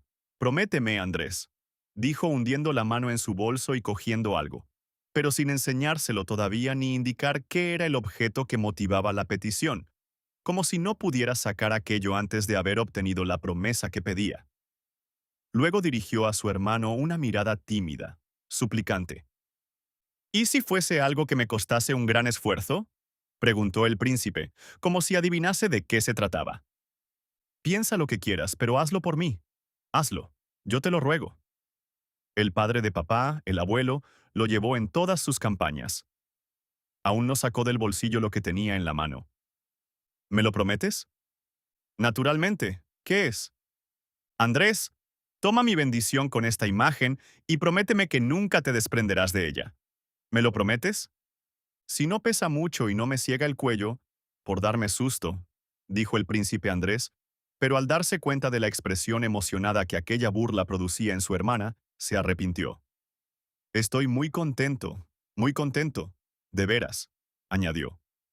A pesar tuyo, él te salvará y te conducirá a él, porque únicamente en él está la verdad y la paz, dijo, con su voz trémula de emoción, colocando ante su hermano, con ademán solemne, Una vieja imagen oval del Salvador, de cara morena, enmarcada en plata y pendiente de una cadena del mismo metal minuciosamente trabajada. María se santiguó, besó la imagen y se la dio a Andrés. Te lo pido, hermano, hazlo por mí. En sus grandes ojos negros fulguraban la bondad y la dulzura, iluminando su rostro enfermizo y delgado y dándole una belleza insospechada. El hermano hizo ademán de coger la imagen, pero ella le detuvo. Andrés comprendió lo que quería y se santiguó, besando la imagen. Su rostro tenía una expresión de ternura. Estaba emocionado y de burla a la vez. Gracias, querido. María le besó la frente y volvió a sentarse en el diván. Los dos callaron. Créeme lo que te digo, Andrés. Sé bueno y magnánimo, como siempre lo has sido. No seas severo con Lisa. Es tan encantadora, tan buena. Y ahora es tan triste su situación. Creo, María, que no digo nada, que no hago a mi mujer ningún reproche, que no estoy disgustado con ella. ¿Por qué me dices todo esto entonces? La princesa María enrojeció y cayó como una culpable. Yo no te he dicho nada, y en cambio ya te han dicho. Esto me apena mucho. En la frente, en el cuello y en las mejillas de la princesa María aparecieron unas manchas rojas. Quiso decir algo y no pudo. Su hermano adivinó su intención. Lisa, después de comer, había llorado, explicándole su presentimiento de un parto desgraciado, y el miedo que le producía, y había lamentado su suerte, la de su suegro y la de su marido. Después de llorar se había quedado dormida. El príncipe, Andrés, compadecía a su hermana. Has de saber, Macha, que no he reprobado, que no reprocho ni reprocharé nunca más a mi mujer. Pero en cambio, no puedo decir que no tenga motivos para hacerlo. Esto durará siempre y será siempre así, sean las que fueren las circunstancias. Pero si quieres saber la verdad, si quieres saber si soy feliz o no, solo puedo decirte que no lo soy. ¿Y crees que ella lo es? Tampoco. ¿Por qué? No lo sé. Y pronunciando estas palabras se levantó, acercóse a su hermana y la besó en la frente. Sus bellos ojos se iluminaron con un resplandor inteligente, bondadoso y desacostumbrado. Pero no miraba a su hermana. Miraba por encima de sus ojos, por encima de la cabeza de la princesa María, e intentaban penetrar la oscuridad de la puerta abierta. Vamos a verla. He de decirle adiós. O mejor, ve tú sola primero, despiértala. Yo iré enseguida. Petruchka, llamó a su criado. Ven aquí, coge esto, colócalo al lado del cochero, y esto a la derecha. La princesa María se levantó y se dirigió a la puerta. En el umbral se detuvo. Si tuvieras fe, Andrés, te hubieses dirigido a Dios para que te diera el amor que no sientes, y tu ruego habría sido escuchado. Sí, quizás sí, dijo el príncipe. Ve, Macha, ve. Yo iré enseguida. Yendo a la alcoba de su hermana, a través de la galería que unía las dos alas del edificio, el príncipe tropezó con Mademoiselle Bourienne, que sonrió graciosamente. Por tercera vez aquel día se la encontraba en lugares solitarios, con su sonrisa entusiasta y candorosa. «Ah, creí que estaba usted en su habitación», dijo ella sofocándose y bajando los ojos. El príncipe Andrés la miró severamente, y su rostro, sin poderlo contener, expresó la cólera. No respondió, pero la miró a la frente y a los cabellos, sin mirar los ojos, con tal desdén, que la francesa se ruborizó y se alejó sin decir palabra. Cuando el príncipe llegó a la habitación de su hermana, la princesa estaba despierta, y su vocecilla alegre, que precipitaba las palabras una tras otra, sentíase en el pasillo, a través de la puerta abierta. Hablaba como si quisiera aprovechar el tiempo perdido, después de una larga abstinencia. No, figúrate a la vieja condesa Zuboff, con sus tirabuzones postizos y su boca llena de dientes tan postizos como los tirabuzones, como si quisiera plantar cara a los años. Ja, ja, ja. El príncipe había oído 5 veces la misma frase sobre la condesa Zuboff, acompañada de la misma risa en boca de su mujer. Entró lentamente en la habitación. La princesa, pequeña, gordezuela, rosada, hallábase sentada en una butaca de brazos con la labor en la mano, hablando, incansable, y recordando escenas de San Petersburgo, e incluso citando frases. El príncipe Andrés se acercó a ella, le acarició la cabeza y le preguntó si había ya descansado del viaje. Ella repuso afirmativamente y continuó la conversación. Al pie del portal esperaba el coche con los caballos. Era una noche oscura de verano. El cochero no distinguía ni la lanza del coche. A la puerta movíase la gente con linternas. Las altas ventanas de la casona dejaban filtrar la luz del interior. En el recibidor agrupábanse los criados, que deseaban despedirse del joven príncipe. En el salón esperaban todos los familiares: Mikhail Ivanovich, Mademoiselle Bourienne, la princesa María y la princesa Lisa. El príncipe Andrés había sido llamado al gabinete de su padre, que quería despedirse de él a solas. Todos le esperaban. Cuando el príncipe Andrés entró en el gabinete, su padre, que tenía puestas las antiparras y el camisón de dormir, con cuyo atavío no recibía a nadie, excepto a su hijo, estaba sentado en el escritorio y escribía. Se volvió. ¿Te vas?, preguntó. Y continuó escribiendo. He venido a decirte adiós, bésame aquí. Y le mostró la mejilla, añadiendo. Gracias, gracias. ¿Por qué me das las gracias? Para que no pierdas el tiempo, para que no te pegues a las faldas de las mujeres. El deber es lo primero. Gracias, gracias. Y continuó escribiendo. De su pluma saltaban salpicaduras de tinta. Si has de decirme algo, añadió, dímelo ahora. No me estorbas. Se trata de mi mujer. Me avergüenza pedírtelo. Vaya una salida. Dime lo que te convenga. Cuando llegue el momento del parto, envía a buscar a Moscú a un médico para que la asista. El viejo príncipe se levantó y clavó sus severos ojos en su hijo, como si no le hubiera comprendido bien. Ya sé que nadie puede ayudarla. Si la naturaleza no la ayuda, dijo el príncipe Andrés visiblemente turbado. Creo que de cada 1.000.000 de casos, solamente se produce uno malo. Pero es una manía mía y de ella también. Le han contado tantas cosas, y tiene tales presentimientos. Tiene miedo. «Mm, gruñó el viejo príncipe, continuando la carta que escribía. Lo haré, firmó la carta. De pronto se volvió vivamente a su hijo y se echó a reír. El asunto no va muy bien, ¿verdad? ¿Qué asunto? ¿Qué quieres decir, papá? Mujer, eso es todo, dijo lacónicamente el viejo príncipe. No te comprendo, repuso su hijo. Sí, sí, no se puede hacer nada, amigo mío. Todas son iguales. No tengas miedo. No se lo diré a nadie, ya lo sabes. Cogió la mano de su hijo con la suya, huesuda y pequeña, la sacudió y le miró a los ojos con su mirada rápida y penetrante. De nuevo estalló su risa fría. El hijo suspiró, confesando con aquel suspiro que el padre le había comprendido bien. Este cerró y selló la carta con su acostumbrada vivacidad. Después la lacró, puso el sello sobre el lacre y la dejó sobre la mesa. ¿Qué le vamos a hacer? Haré todo lo que sea necesario. Estate tranquilo. Andrés calló. Le era agradable y le disgustaba a la vez saberse comprendido por su padre. El viejo se levantó y le entregó la carta. Escucha, le dijo.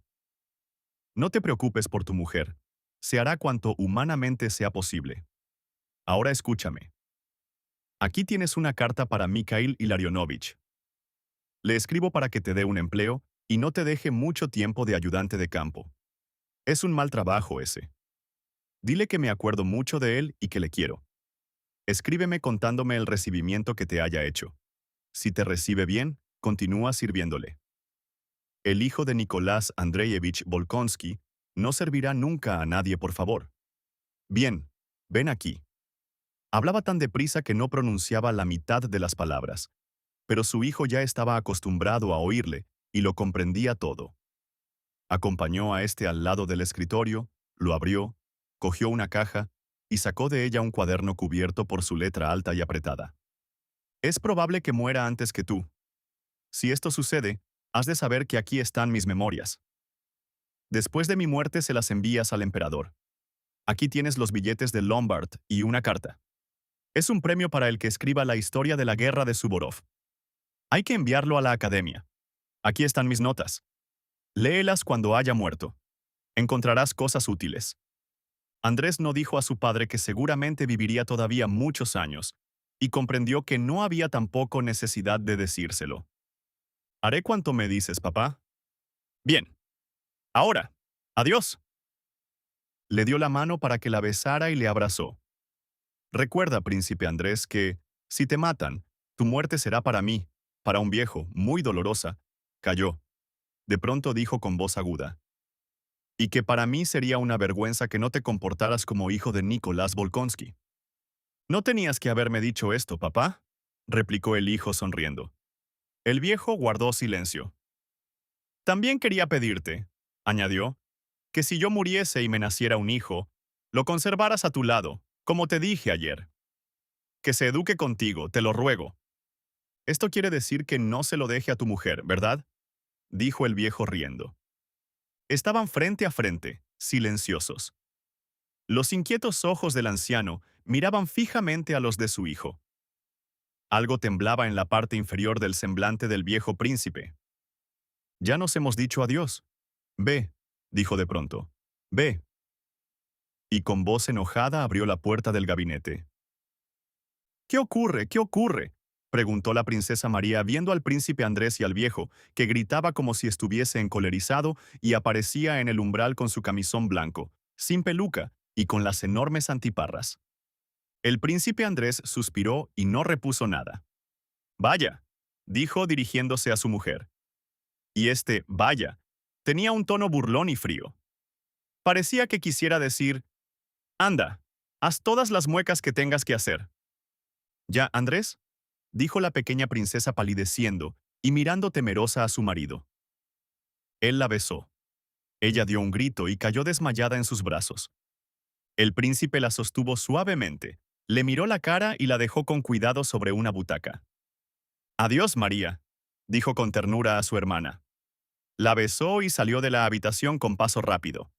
Mademoiselle Bourrienne friccionaba el pulso de la princesa echada en la butaca. La princesa María la sostenía. Con sus bellos ojos tristes, miraba a la puerta por donde había desaparecido el príncipe Andrés y se santiguaba.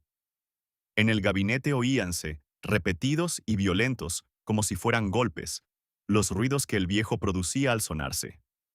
En cuanto el príncipe Andrés hubo salido, se abrió bruscamente la puerta del gabinete y la severa figura del viejo, con el camisón blanco, apareció en el umbral. ¿Se ha marchado? Está bien, dijo mirando severamente a la princesa desmayada. Bajó la cabeza con actitud de descontento y cerró la puerta de un empellón. Segunda parte. 1. En octubre de 1805, el ejército ruso ocupaba las ciudades y los pueblos del archiduque de Austria y otros regimientos procedentes de Rusia que constituían una pesada carga para los habitantes. Acampaban cerca de la fortaleza de Braunau, cuartel general del general en jefe Kutuzov. El 11 de octubre de aquel mismo año, uno de los regimientos de infantería, que acababa de llegar a Braunau, formaba a media milla de la ciudad, esperando la revista del generalísimo. Con todo y no ser rusa la localidad, veíanse de lejos los huertos, las empalizadas, los cobertizos de tejas y las montañas. Con todo y ser extranjero el pueblo, y mirar con curiosidad a los soldados, el regimiento tenía el aspecto de cualquier regimiento ruso que se preparase para una revista en cualquier lugar del centro de Rusia. Por la tarde, durante la última marcha, había llegado la orden de que el general en jefe revistaría a las tropas en el campamento. Por la larga y amplia carretera vecina, flanqueada de árboles, avanzaba rápidamente, con ruido de muelles, una gran carretela vienesa de color azul. Tras ella seguía el cortejo y la guardia de croatas. Al lado de Kutuzov hallábase sentado un general austriaco, vestido con un uniforme blanco que contrastaba notablemente al lado de los uniformes negros de los rusos. La carretela se detuvo cerca del regimiento. Kutuzov y el general austriaco hablaban en voz baja. Cuando bajaron el estribo del carruaje, Kutuzov sonrió un poco, como si allí no se encontraran aquellos 2000 hombres que le miraban conteniendo el aliento. Oyóse el grito del jefe del regimiento. Este se estremeció otra vez al presentar armas. En medio de un silencio de muerte, oyóse la débil voz del generalísimo. El regimiento dejó oír un alarido bronco. ¡Viva su excelencia! Y de nuevo quedó todo en silencio. De momento, Kutuzov permaneció en pie, en su mismo lugar, mientras desfilaba el regimiento. Después, andando, acompañado del general vestido de blanco y de su séquito, pasó ante las filas. Por el modo que el jefe del regimiento saludaba al generalísimo, sin separar de él los ojos. Por el modo de caminar inclinado entre las filas de soldados, siguiendo sus menores gestos, pendiente de cada palabra y de cada movimiento del generalísimo, veíase claramente que cumplía sus deberes de sumisión con mucho más gusto aún que sus obligaciones de general.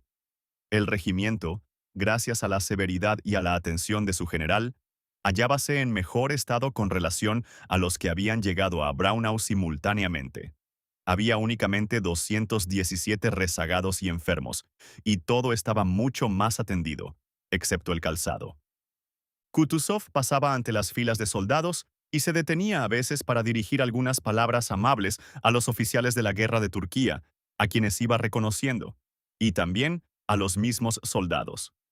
Viendo los zapatos de la tropa, bajó con frecuencia la cabeza tristemente, mostrándoselos al general austriaco, como no queriendo culpar a nadie, pero sin poder disimular que estaban en muy mal estado.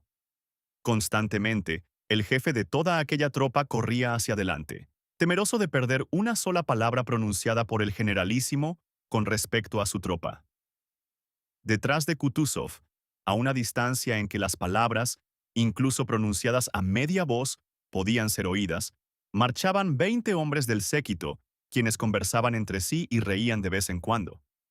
Un ayudante de campo, de arrogante aspecto, seguía de cerca al generalísimo.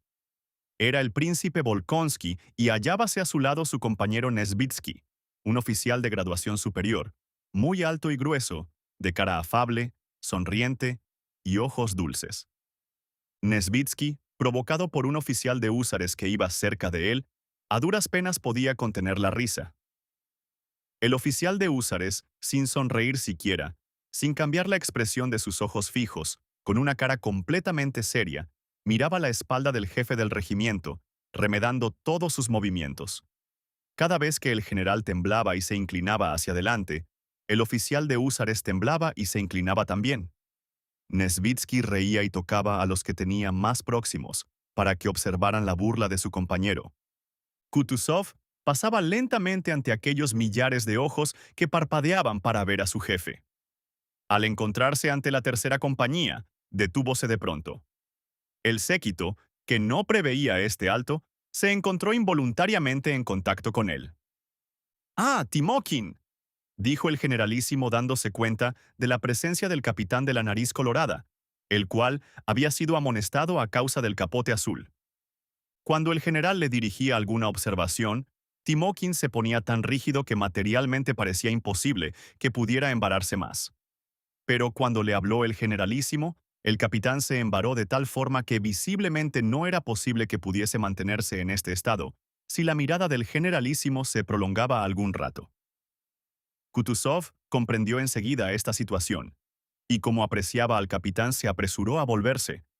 Una sonrisa imperceptible apareció en la cara redonda y cruzada por una cicatriz del generalísimo. «Un compañero de armas de Ismail», dijo. «Un bravo oficial. ¿Estás contento de él?», preguntó Kutuzov al general. Este, reflejado como en un espejo en los gestos y ademanes del oficial de húsares, tembló, avanzó y repuso. «Muy contento, excelencia. Todos tenemos nuestras debilidades», dijo Kutuzov sonriendo y alejándose. La suya era el vino. El general se aterrorizó como si él hubiese tenido la culpa y no dijo nada. En aquel momento, el oficial de húsares vio la cara del capitán de nariz colorada y vientre hundido, y compuso tan bien su rostro y postura, que Nesvitsky no pudo contener la risa. Kutuzov se volvió. No obstante, el oficial podía mover su rostro como quería. En el momento en que el generalísimo se volvía, el oficial pudo componer una mueca y tomar enseguida la expresión más seria, respetuosa e inocente. La tercera compañía era la última, y Kutuzov, que se había quedado pensativo, pareció como si recordara algo.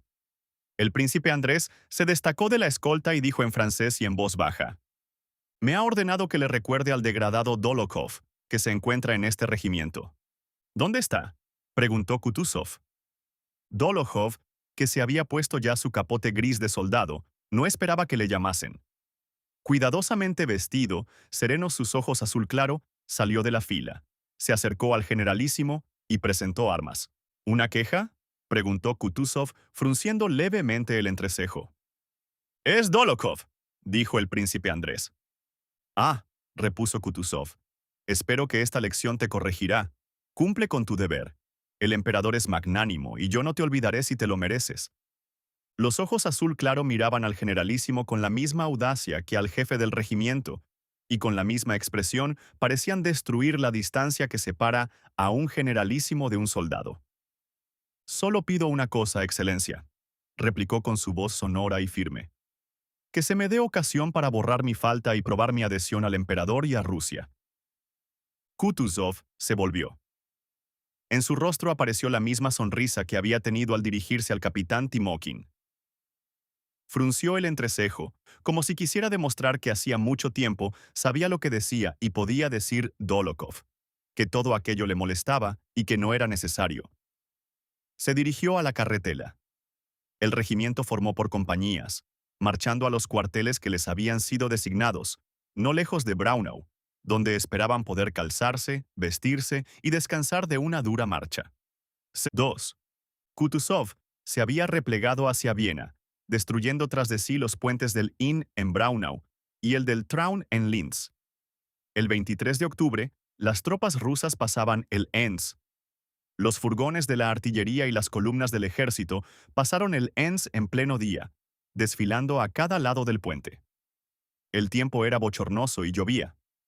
Ante las baterías rusas que defendían el puente, situadas en unas lomas, abríase una amplia perspectiva velada tan pronto por una cortina de lluvia, como desaparecía ésta, y al resplandor del sol se distinguían los objetos a lo lejos, resplandeciendo como si estuvieran cubiertos de laca.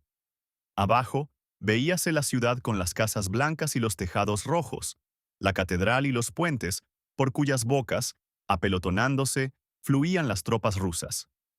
En el recodo del Danubio veíanse las embarcaciones, la isla y el castillo, con el parque rodeado por las aguas del Enns, que desembocaban en aquel lugar en el Danubio, y distinguíase la ribera izquierda, cubierta, a partir de este río, de roquedales y bosques que perdíanse en la lejanía misteriosa de los picos verdes y los azulencos collados.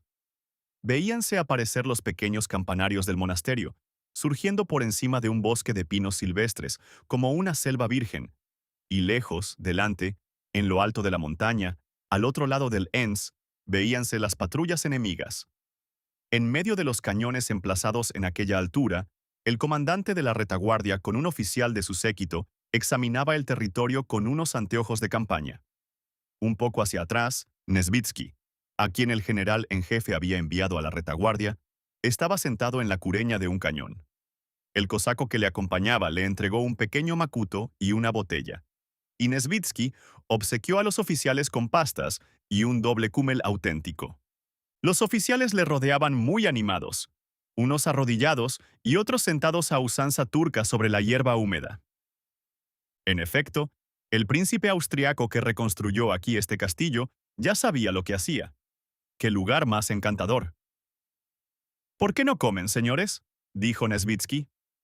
«Gracias, príncipe», repuso uno de los oficiales, encantado de poder hablar con un personaje tan importante del Estado Mayor. «Un lugar magnífico. Al pasar por el parque hemos visto a 2 ciervos. Es un castillo incomparable». «Príncipe», dijo otro que tenía un vivo deseo de coger otro dulce, pero que no se atrevía y fingía por eso admirar el paisaje. «Mire, nuestros soldados ya están allí. Mire, allí. Abajo, aquel claro, tras el pueblo. Hay 3 que arrastran algo». «Oh, vaciarán este palacio», dijo, exaltado. «Sí, exactamente, exactamente», dijo Nesvitsky. «Me tienta», continuó, acercando un dulce a su boca perfectamente dibujada y húmeda. «Ir allí». Señalaba al monasterio, cuyos campanarios distinguía. Luego sonrió, entornando los ojos. «Estaría muy bien, ¿verdad, señores?». Los oficiales sonrieron. «Ah, si pudiéramos asustar a esas monjas», Dicen que hay unas italianas muy lindas. De buena gana daría 5 años de mi vida por darme este gusto. Esto, prescindiendo de que las pobres se molesten, añadió riendo, el oficial más audaz.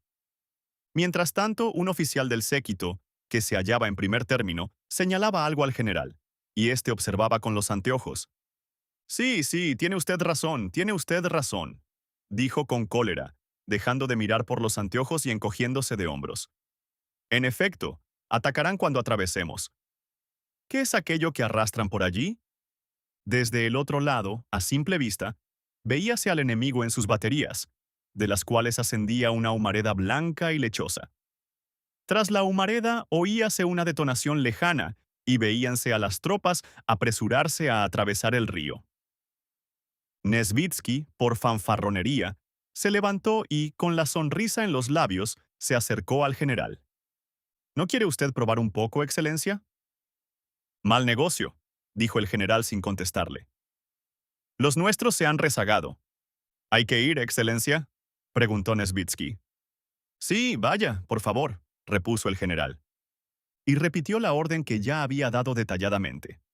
Diga a los húsares que pasen los últimos y que incendien el puente, tal como ya he ordenado. Además, que inspeccionen las materias inflamables que ya han sido colocadas. Muy bien, replicó Nesvitsky. Llamó al cosaco de a caballo y le ordenó preparase la cantina, e irguió ligeramente su cuerpo sobre la silla. Me vendrá muy bien. De paso visitaré a las monjas, dijo a los oficiales, que le miraban con media sonrisa, y se alejó por el sinuoso sendero de la montaña. Vaya, capitán, veamos el blanco, dijo el general dirigiéndose al capitán de artillería. Distráigase un poco. ¡Artilleros, a las piezas!, ordenó el oficial. En un abrir y cerrar de ojos, los artilleros, alegremente, corrieron a las piezas y cargaron el cañón. «¡Número 1!», exclamó una voz. El número 1 disparó, ensordeciendo con su sonido metálico a todos los que se hallaban en la montaña. La granada se elevó zumbando, y lejos, ante el enemigo, por el humo, indicó dónde había estallado al caer. Las caras de los soldados y de los oficiales se iluminaron al oír la detonación. Todos se levantaron e hicieron observaciones sobre los movimientos de sus tropas, que veíanse abajo, como sobre la mano, y también sobre el enemigo que avanzaba. En aquel momento, el sol disipó por completo las nubes, y el agradable sonido de un cañonazo aislado se fundió en el claro resplandor del sol, en una impresión de coraje, entusiasmo y alegría. 3. Dos granadas enemigas habían atravesado el puente, produciendo un gran remolino. El príncipe Nesvitsky echó pie a tierra. Hallábase en medio del puente y apoyó su enorme cuerpo contra la baranda. Volvióse y llamó al cosaco que, con los 2 caballos cogidos por la brida, marchaba algunos pasos más atrás. En cuanto el príncipe Nesvitsky intentaba avanzar, los soldados y los carros precipitábanse sobre él, empujándole contra la baranda. Y esto, no obstante, le producía cierta complacencia. Camarada!, dijo un cosaco a un soldado encargado de una furgoneta, que seguía a la infantería apelotonada al lado de las ruedas y de los caballos. ¿No podrías esperar un poco? ¿No ves que el general ha de pasar? Pero el conductor del furgón, sin hacer caso del título de general, gritó a los soldados que le impedían el paso. ¡Sorches! Pasad a la izquierda y esperad. Pero la infantería, apoyando hombro contra hombro, entrecruzando las bayonetas, movíase sobre el puente como una masa compacta, sin detenerse. Mirando hacia abajo por encima de la baranda, el príncipe Nesvitsky contemplaba las rápidas y rumorosas ondas del Enns, que, mezclándose y rompiéndose contra los pilares del puente, encaballábanse unas sobre otras. En el puente veíanse las mismas ondas, pero vivas, de los soldados. Los kepis, las caras de pronunciados pómulos, las hundidas mejillas, las fisonomías fatigadas y las piernas que se movían sobre el fango pegajoso que cubría las maderas del puente. A veces, en medio de las ondas monótonas de los soldados, levantábase, como la espuma blanca en las ondas del Enns, un oficial con capa, de fisonomía muy distinta a la de los soldados. A veces cerrábanse las ondas de la infantería y llevábanse consigo, como un trozo de madera sobre el río, a un húsar a pie, a un asistente o a un aldeano. A veces, como una rama sobre el agua movediza, una carreta de la compañía, cargada hasta los topes y cubierta de cuero, resbalaba sobre el puente rodeado por todas partes. Esto es como si se hubiera roto una esclusa, dijo el cosaco, deteniéndose desesperado. ¿Hay muchos allá todavía? 1 millón, poco más o menos, repuso un soldado que, con la capa hecha jirones, pasó a su lado y desapareció. Tras él venía otro soldado viejo. Si él, el enemigo, se pudiera precipitar contra el puente, dijo el soldado viejo dirigiéndose a un compañero, se te pasarían las ganas de rascarte. El soldado pasó. Tras él, otro soldado iba en un carro.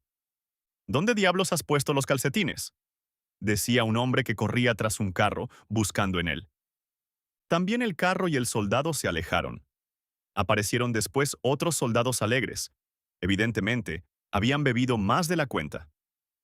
Amigo mío, le he dado un buen culatazo en los dientes, decía alegremente un soldado que tenía subido el cuello del capote, agitando las manos.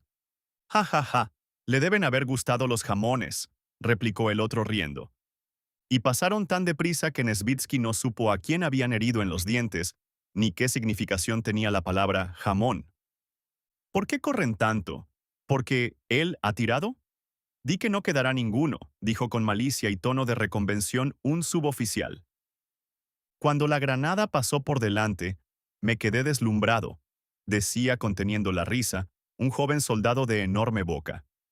Te juro que me moría de miedo, continuaba diciendo como si presumiera de su terror. También pasó. Venía detrás un carro muy diferente de cuantos habían pasado hasta entonces. Era una carreta tirada por 2 caballos. Sentadas encima, en un colchón, veíase a una mujer con una criatura de pecho, una anciana y una zagala fuerte, de rostro colorado. «¡Mirad, mirad! La gente no deja moverse al oficial», decía desde diversos puntos la multitud, parada pero mirando y empujándose continuamente hacia la salida. Mientras Nesvitsky contemplaba las aguas del Enns, sintió de pronto otra vez el sonido, nuevo para él, de algo que se acercaba rápidamente, el pesado sonido de algo que caía al agua. «Mira dónde apunta», dijo severamente un soldado, cerca de Nesvitsky, al oír el sonido. «Quiere que pasemos más deprisa», dijo otro inquieto. La multitud volvió a agitarse. Nesvitsky comprendió que se trataba de una granada. «¡El cosaco! ¡El caballo!», dijo. «Apartaos vosotros, dejadme paso». A duras penas llegó hasta el caballo, y sin dejar de gritar, avanzó. Los soldados se apretujaban para dejarle paso. De nuevo le empujaron de tal modo que incluso le hicieron daño en las piernas. Pero los que se hallaban más cerca de él no tenían la culpa, porque se sentían empujados fuertemente por quienes estaban más lejos. «¡Nesvitsky, Nesvitsky! Animal!», dijo tras él una voz ronca. Nesvitsky se volvió y a 15 pasos tras él, más allá de la masa de la infantería en marcha, vio a Vaska Denisov, enrojecido, con la cara sucia, despeinado, con la gorra en la coronilla y el dormán tirado graciosamente sobre la espalda.